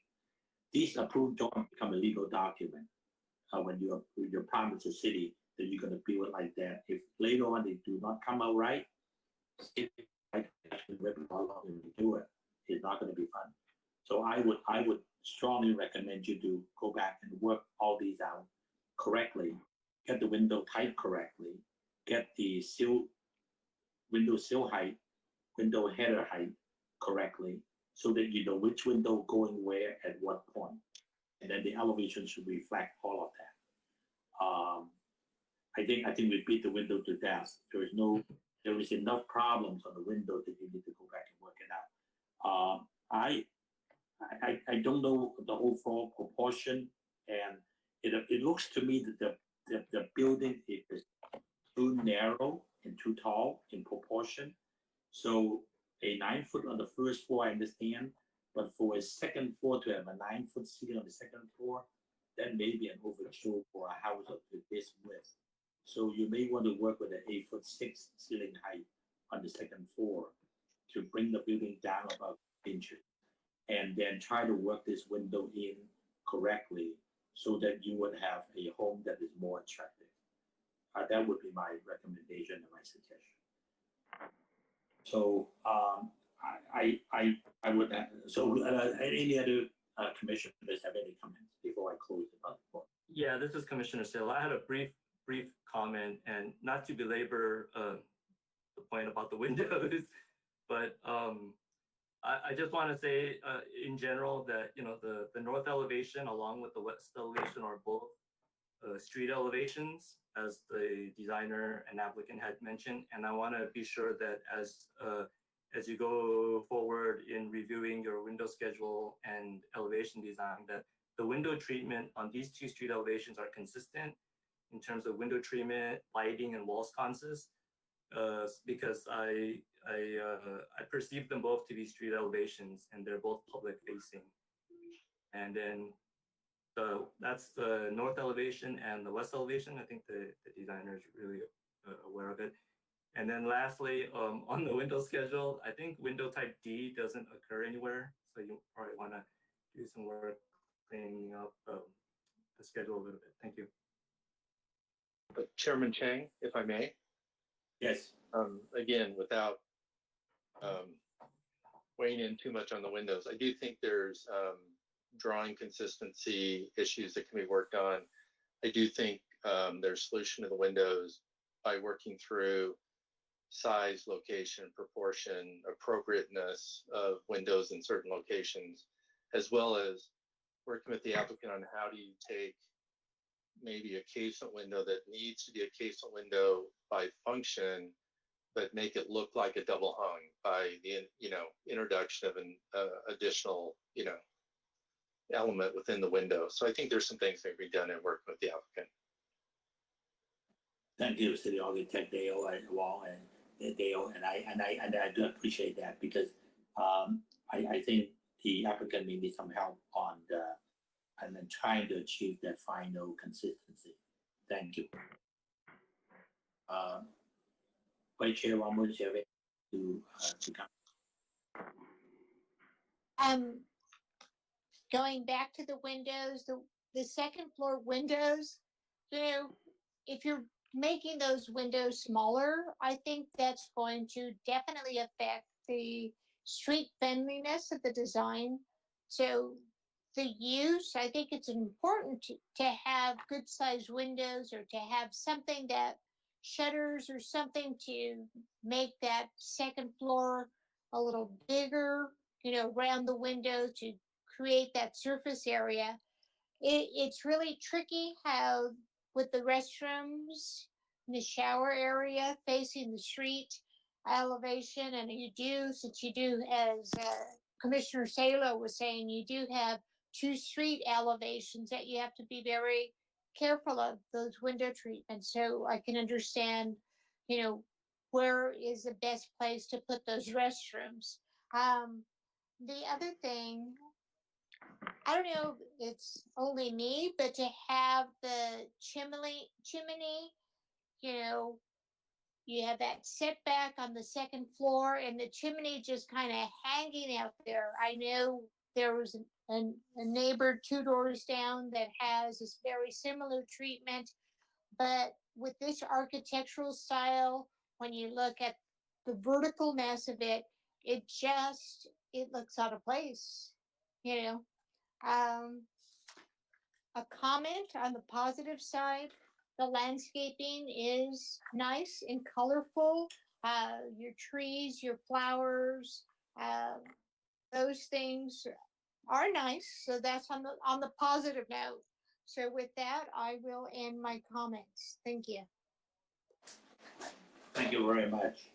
Are there any other further comments from the commissioner?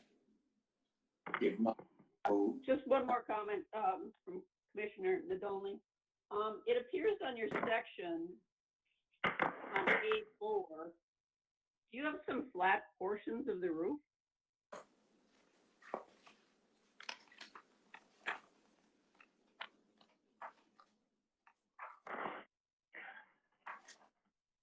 Can you repeat that? Looking at, section? Sorry, go ahead. Section BB. Okay. Are there flat portions of the roof?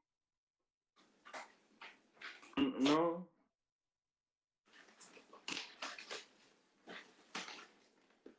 It just seemed from your sections that the roof gets very complicated.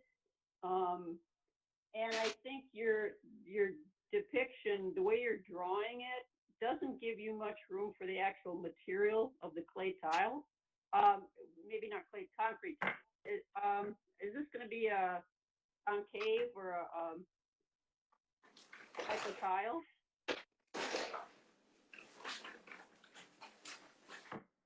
Because you're not really giving it a lot of depth to, at least on your sections.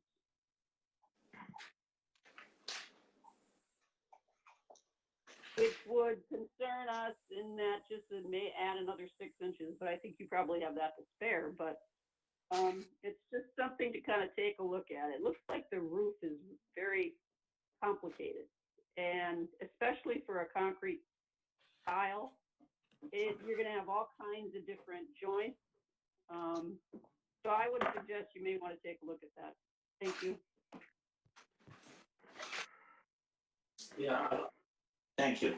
I think along the same line, I don't see a very clear roof plan and see how the rates are going, how the roof plan comes together. So you draw something that it may eventually, once the structure engineer look at it, it may not come out the way that the elevations show, and it's going to cause some problem when the planning department go out and look at the elevation. If it doesn't come out the same way, we got a big problem. So so I hope you take note of all these comments made. If you have not developed your roof plan, you may want to do it and work out the roof slope so that the elevation is. Okay, so I guess there's no other comments from the commissioners, right? Is there? Okay. Hearing none, I'd like to close the public portion of the meeting by going to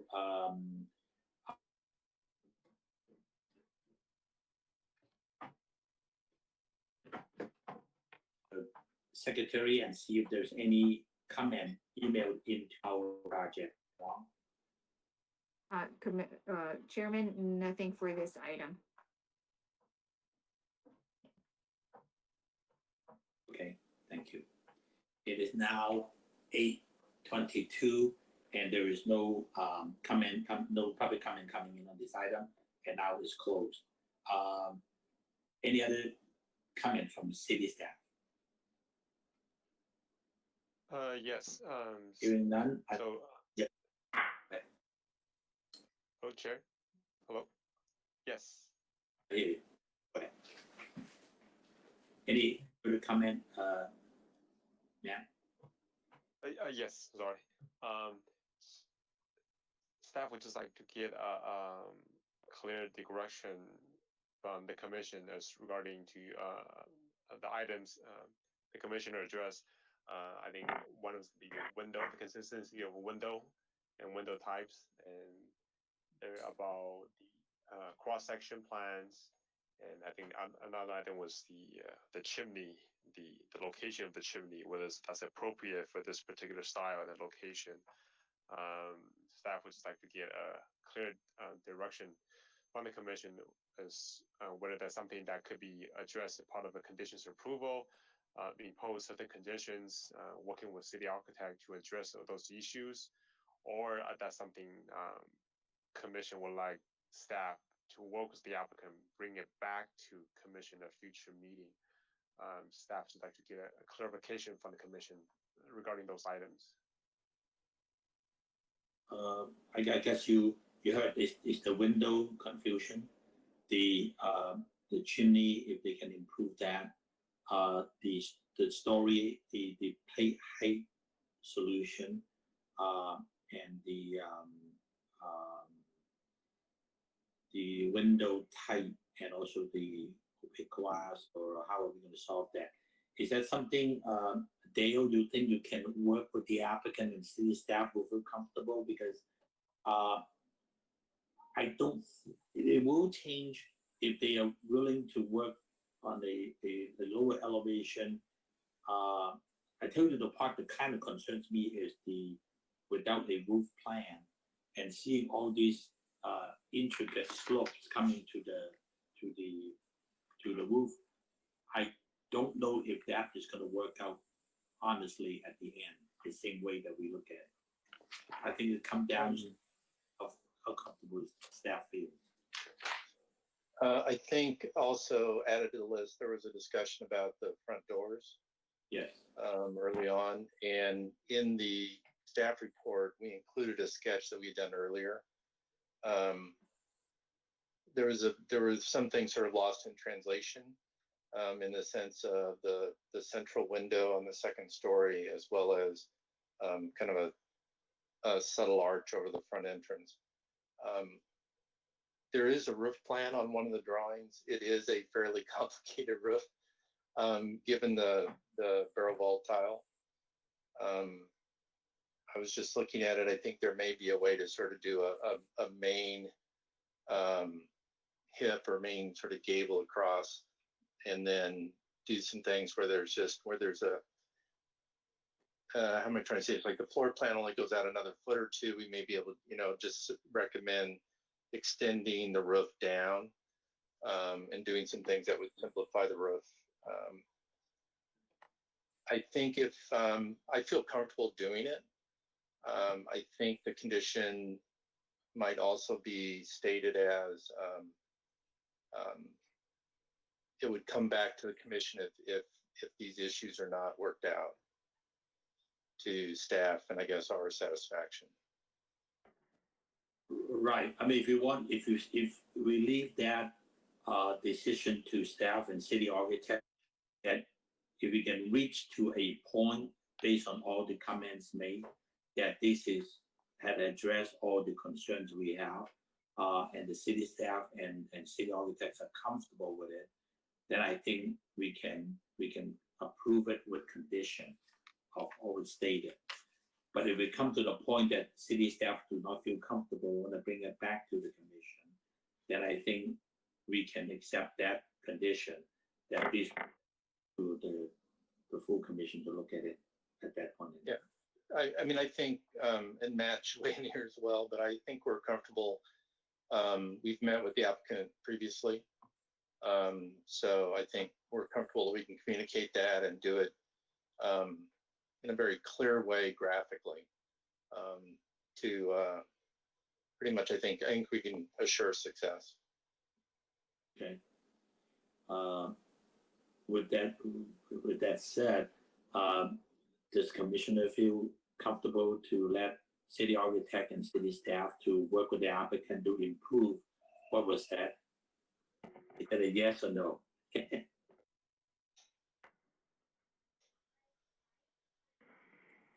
That's okay. All right, good. So I'm sorry, the whole motion is a little medieval or something. I don't know, but yeah, the motion is going to be. I guess maybe we need Matt's help because he has taken note. If I can hear back, so let's do this, Matt. If you don't mind, can you give us the condition of the additional condition of approval based on what you just heard, and then once you mention that, then we can ask the commissioners to move based on that additional condition. Yes, Mr. Chairman. Staff has addressed, I think, 3 or 4. The first item is one of the additional conditions. The first one is the applicant needs to work with city staff and the city architect to ensure the window consistency, the window type, and appropriateness of the window locations. The second item is the location and design of the chimney. The third item is the cross section and also the roof plan that needs to be subject to city staff and city architect review. And then the front door to be a single door. Yes, the front door could be lumped into probably part of the window schedule. Window door could be probably one condition. The window and door could be one conditions. And then also I want city staff to look at the appropriateness of having a 9-foot plate height on the first floor, and maybe proportionally they should consider a 8'6" plate height on the second floor. I'll leave it to the city architect to look at that because of the overall proportion of the elevation based on the overall height with the roof pitch and the overall width of the building had to be appropriate. And if city architect cannot work with the applicant and feel uncomfortable approving it, then the city architect and staff have the right to refer this case back to the full commission. And so that's one more additional condition. Did we miss anything, Dale? No, I think that fits it all in. Okay, good. So these are the added conditions for us to approve it with these added conditions. I'd like to entertain a motion for approval with these added conditions. Yeah, this is Commissioner Sale. I motion to approve with the added conditions. Thank you, Commissioner Sale. Do I hear a second?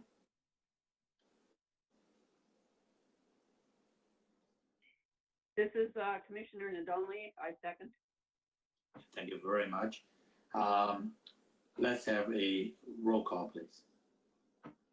Roll call vote. Commissioner Salo, Yes. Commissioner Nadolny, Yes. Vice Chair Romo, Yes. Chair Chang. Yes, Motion carried. Vote is 4-0. thank you very much. So applicant, please work with city architect. I hope you can bring this to a successful project. Thank you. All right, thank you. But before, I have a question. One of the condition was all the condition, I think we can work out with the city staff and with the city architect. But I have one question. One of the conditions was the second story to be 8 feet and 6 inches. I thought all the stuff used to be either 8 or 9 or 10. So you expect the contractor to cut You half? know, you have the right to talk to the city architect and staff to work that out. We already Okay. it's done. Thank you. You can make it 8'1", you can make it 8'11", whatever you can work out with the city architect and they feel that is the right thing to do, it's perfectly fine. You can get Thank you. you can cut anything you want. It's not our concern at this time. So you need to work it out with the city architect, okay?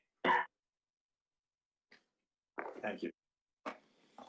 All right, so we'll move on to agenda item number C902 East Mission Road, planning number PPG 20-05, precise plan of design, applicant David Gutierrez. Presentation will be made by Assistant Planner Anthony Alvarado. Yes, hi. Good evening again, Chair, Vice Chair, and Commissioners. The last public hearing item before you tonight is for a precise plan of design to construct a 2-story commercial building with subterranean parking at 902 East Mission Road, planning case number PPD 20-005. Slide number 2, please. The project site is located on the southeast corner of East Mission Road and South Charlotte Avenue. Slide number 3, please. The property is currently a vacant lot. The property is bordered by a auto repair shop to the north, the Rubio Wash to the east, single-family residential unit just south of the project site, and multi-family apartments with commercial units on the bottom floor are located to the west. Can I go to slide number 4, please?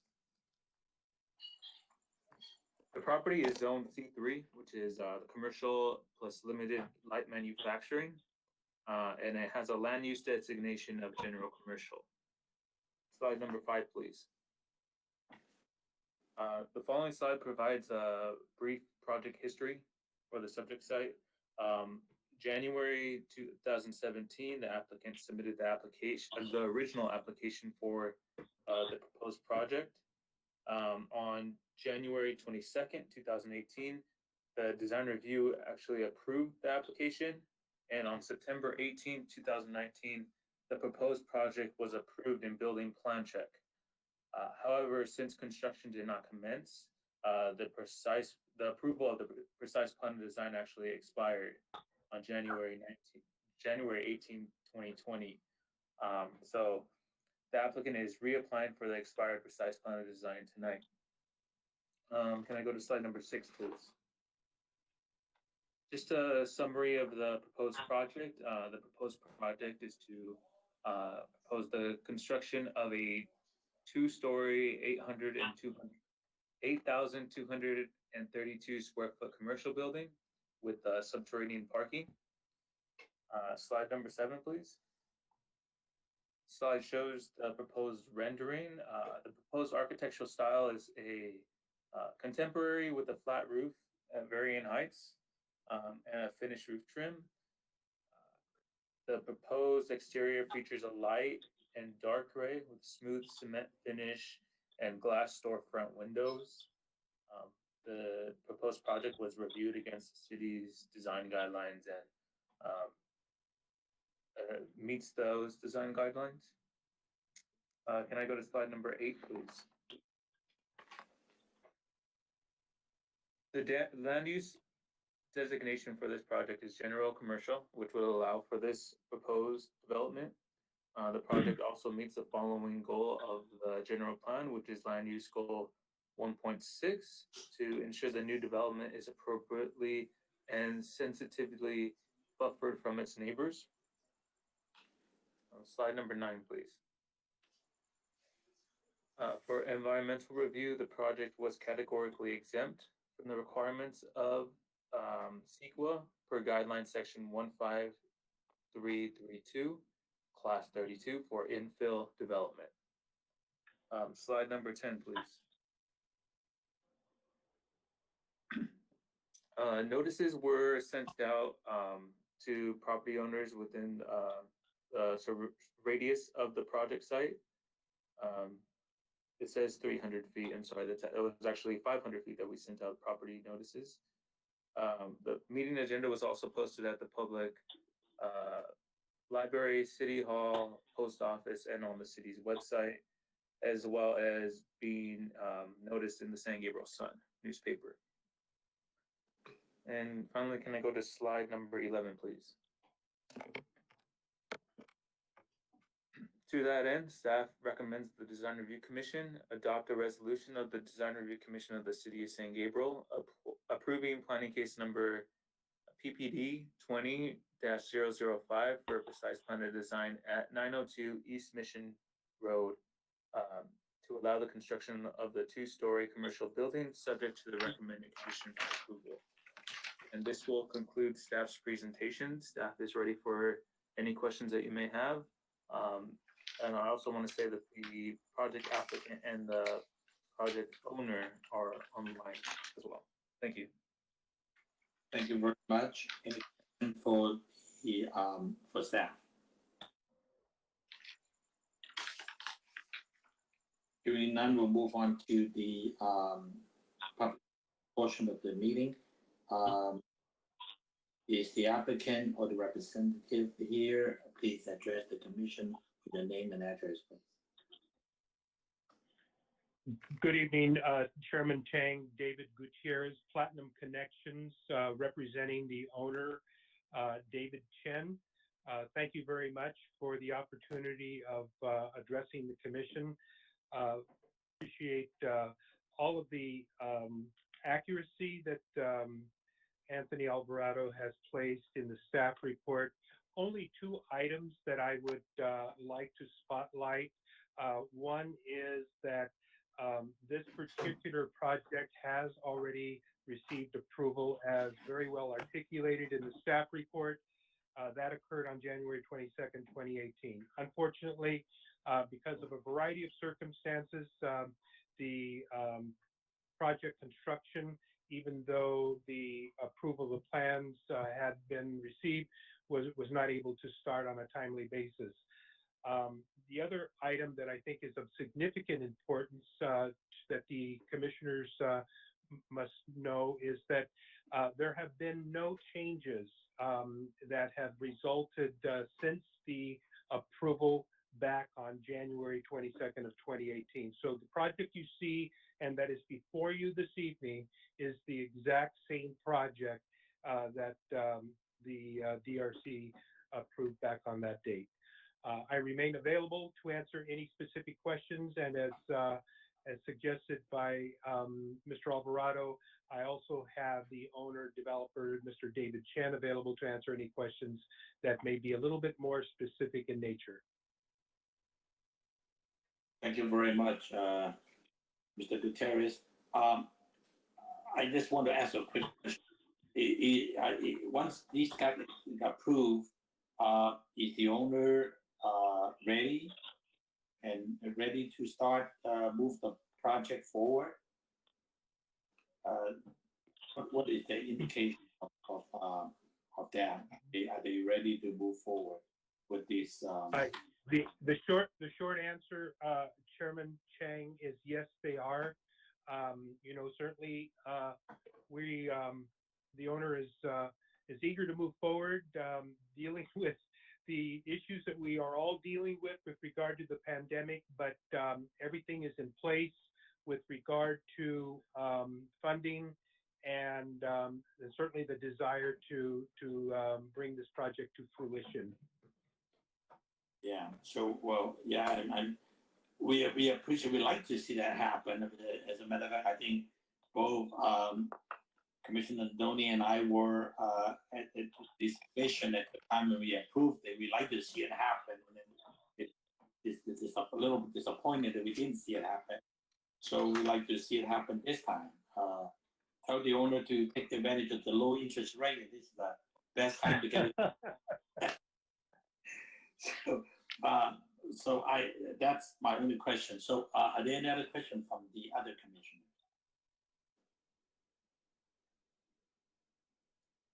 Ms. Salo, you have anything that you want to add, or? No, I did have a question, but the applicant had already answered it in his introduction about significant changes to the project, so I don't have any other questions. Thank you. Thank you. Chair Rama? No questions. I understand the project, and I think there's no need to ask any questions or comments at this time. Thank you. Thank you. We just like to see it built. Commissioner Nadoni, any further questions that you may have? Yeah, thank you. Thank you for adding the meeting minutes from our meeting from January 22nd. It was very helpful. So I remember what we said.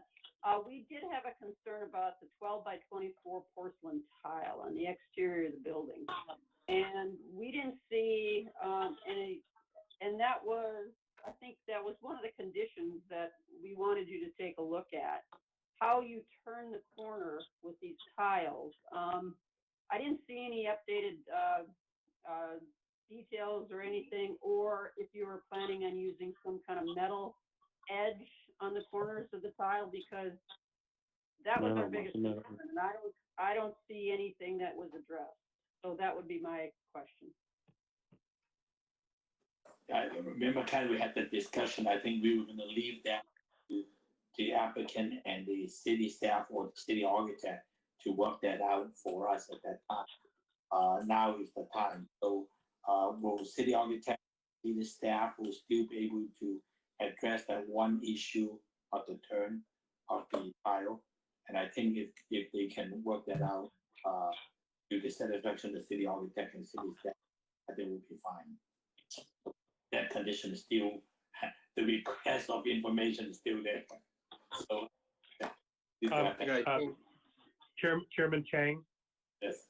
If I might address that with your permission, it is the intention to utilize the metal edges on those tile, and we are intending on having the architect bring samples to the city to make sure that they are approved by the city and as well as the city architect.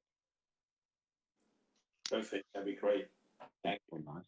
Yeah, that would be great to bring the correct piece. And I also appreciate the fact that you can see in their brochure, at least they highlight out the pieces that they choose. It's got the cloud out in red, so we know what they're proposing. And so for the record, we have something to go by. And I think this is something that I appreciate. And I think city staff should require that from future applications, that at least we know what we're looking at. Understood. I appreciate that. So are there any further questions for the applicant? If not, I'd like to ask Executive Assistant Wong, are there any written information coming from public comment on this project? It is. Yes, Chairman. We received two. The Okay. first one is from Miss Rio Hernandez, and she submitted 5 questions. It says, first one, if this is a restaurant space with no outdoor dining, how do they plan to do business when no indoor dining is currently permitted? Number 2, has the restaurant committed to opening in this space? Number 3, Indoor space. Number 3, have tenants committed to renting office space? I ask because almost every office space in the neighborhood is closed and has become a derelict property. The last thing it would seem we need are more offices in the neighborhood that has no useful businesses for residents. The building directly across has no tenants for its commercial spaces. They sit empty. Number 4, how does this development benefit the neighborhood? And lastly, number 5, the city provided a flyer in English only. Will you notify the residents in Chinese and Spanish as well? It seems a significant portion of the community is excluded with an English only flyer. The second public comment came from Stephen Can, and he has 5 questions as well. He says, hello, I own the single family residence next to your proposed project at 902 East Mission Road and have a few questions. 1, when will the construction of the building begin? For how long? 2, what protocols and guidelines will be used to limit the amount of debris, dust, and noise that will be coming from the construction? Number 3, what kind of landscaping will be offered for the space between my property and the proposed project? We would like a few trees so that we can have some privacy. Also, will you clean out, landscape the back section where the Rubio wash is located? Number 4, my property value will get a hit from this construction. Will there be a proposed compensation plan for the drop in my property value? Number 5, how will the subterranean garage be constructed? I'm worried that it may affect the foundation of my property. That concludes the public comment. Thank you very much. It is now 8:39, and I announce the public comments to be closed at this time. Are there any further questions from staff to the or any other? Yes, Chairman Chang, I just kind of wanted to clarify on some of those questions that we received during the public comment period. So regarding the first public comment, I think it's a little bit too early right now for the developer to pick a actual restaurant for the space. I did ask the applicant, and he discussed it with the owner, and they're still in that is something that comes later on, as well as the outdoor dining. This project doesn't propose the outdoor dining. I know it was a question that was brought up because right now we're all facing the difficult times of COVID.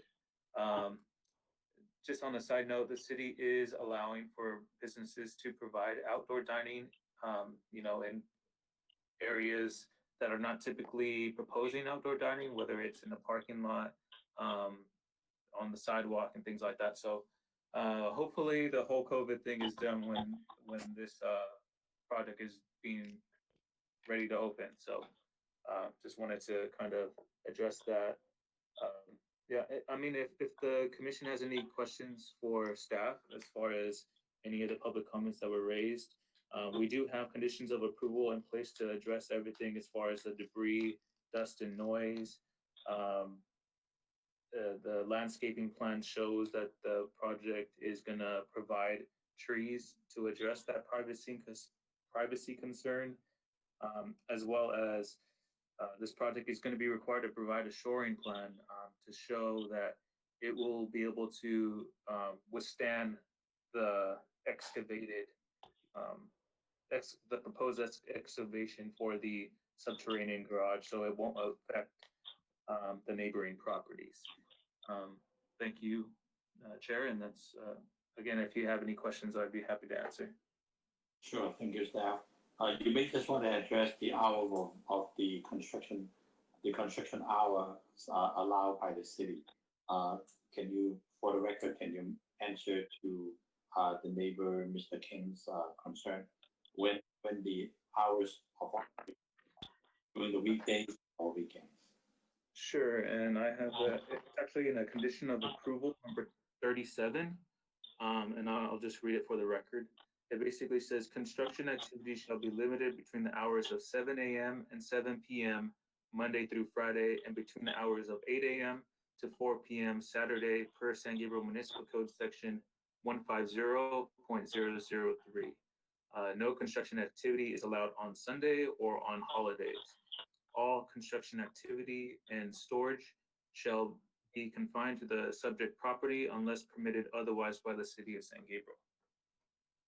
Okay, thank you very much. That addressed basically the question of both inquiry, and so I want to thank you for that. So let me turn over. I think Chairman Nadoli, Commissioner Nadoli. Oh, sorry. I guess I heard that, sorry. Yeah, this is Commissioner Nadolny. While looking at the plans, the question that came up about exterior dining, there is an area right at the corner that I don't believe is the property owner.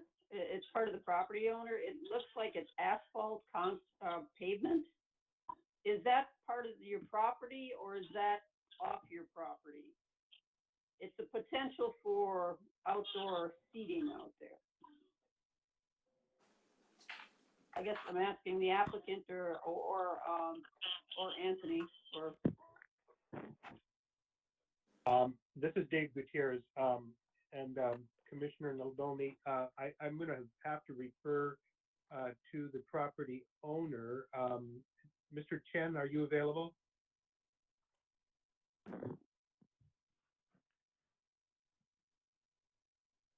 Hello, can you guys hear me? Yes, we can. Okay. Yes, I'm here. All right.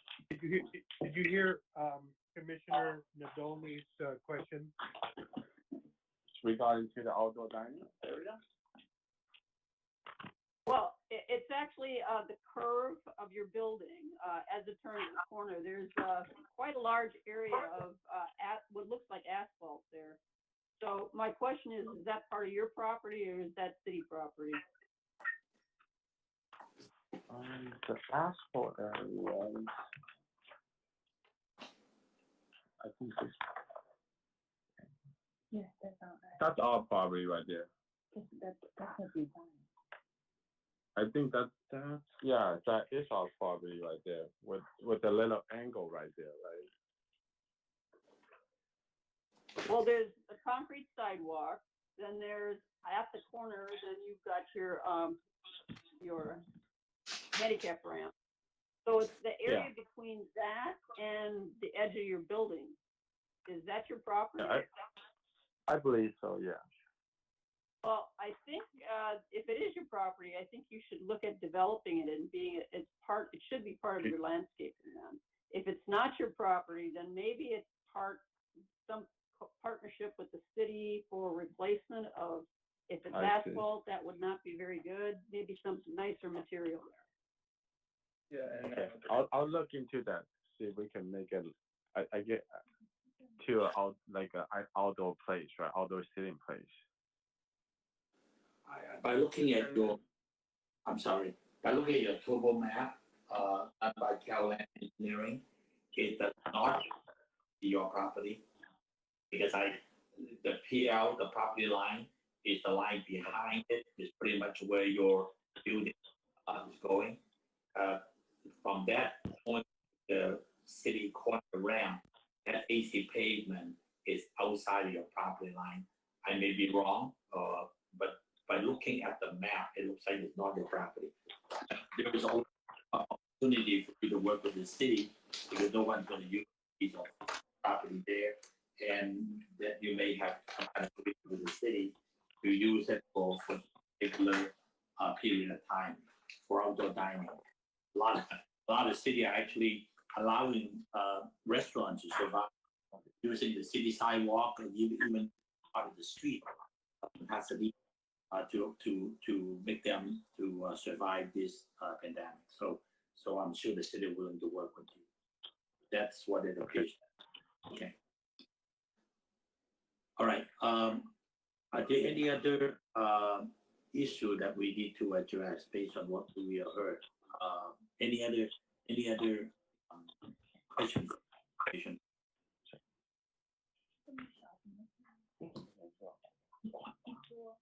I believe we addressed everything on the two neighbors' written comments, and so let me refer back to areas. Do you have any thing you want to say in addressing those comments? Chairman Chang, as Mr. Alvarado had suggested, he did have a conversation with me with regard to comments received by Ms. Hernandez. He once again was correct in suggesting that concerns as we would know and have them today with regard to the inability to dine inside, hopefully will be a moot point when this building reaches its time that it's construction and the restaurants are ready to open. With regard to any of the questions that could be addressed, I would suggest that I would be very happy to make myself available to staff in representing the applicant to talk with these folks and personally answer or address any concerns that they may have. Okay, all right. Honestly, since they are not design review questions, because every one of them basically address some issue, I don't think they should need to hinge on those questions and make a decision to approve the project as it was approved before. So thank you for your comment. I'll close the public portion. I guess we have our own deliberation. Any further comment from the committee? If not, I'd like to entertain a motion to approve the project as it was presented to us this time. This is Vice Chair Romo with the motion to approve the project. Thank you, Vice Chair. Do I hear a second?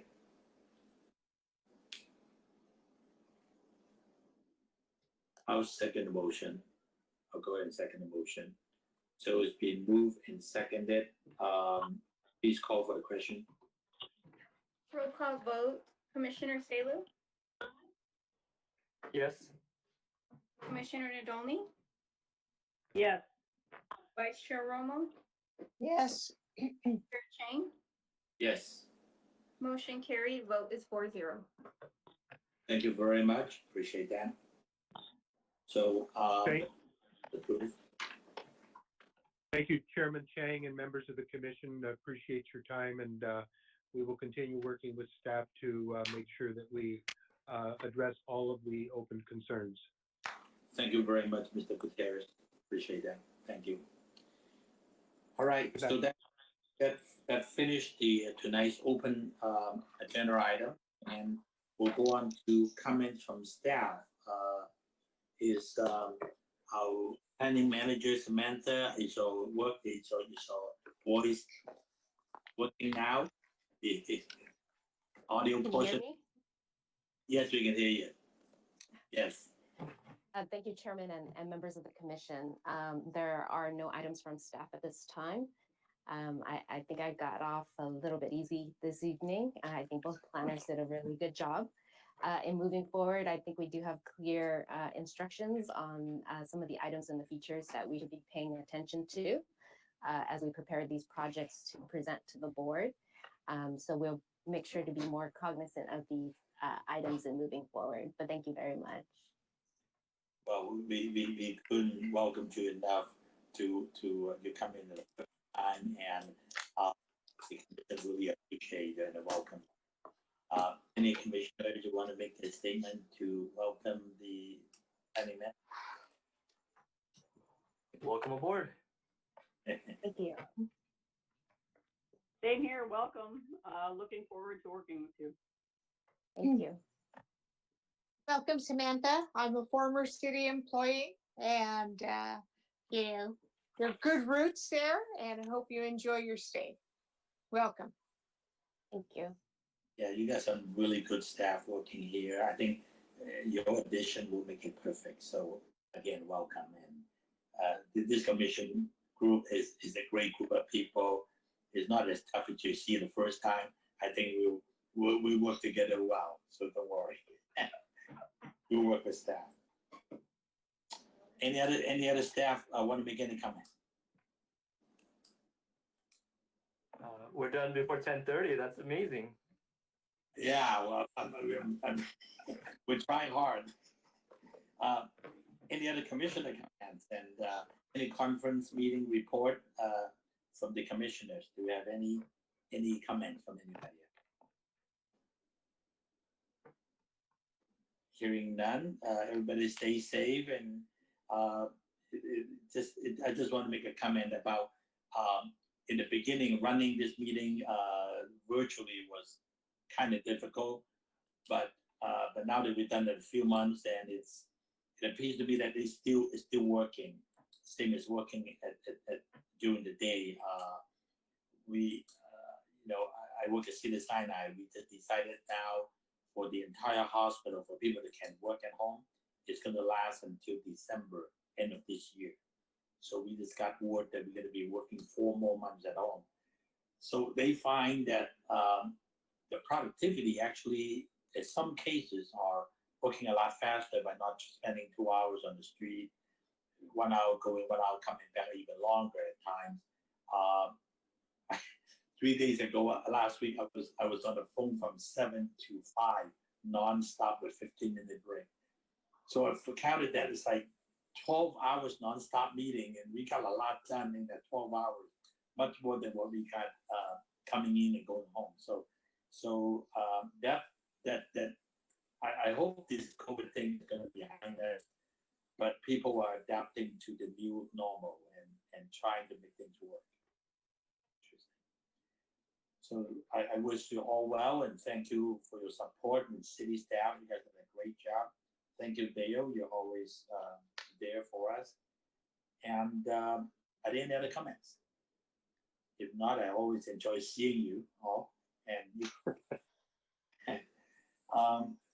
so we'll adjourn to the next Design Review Commission meeting on September 28th at 6:30 p.m.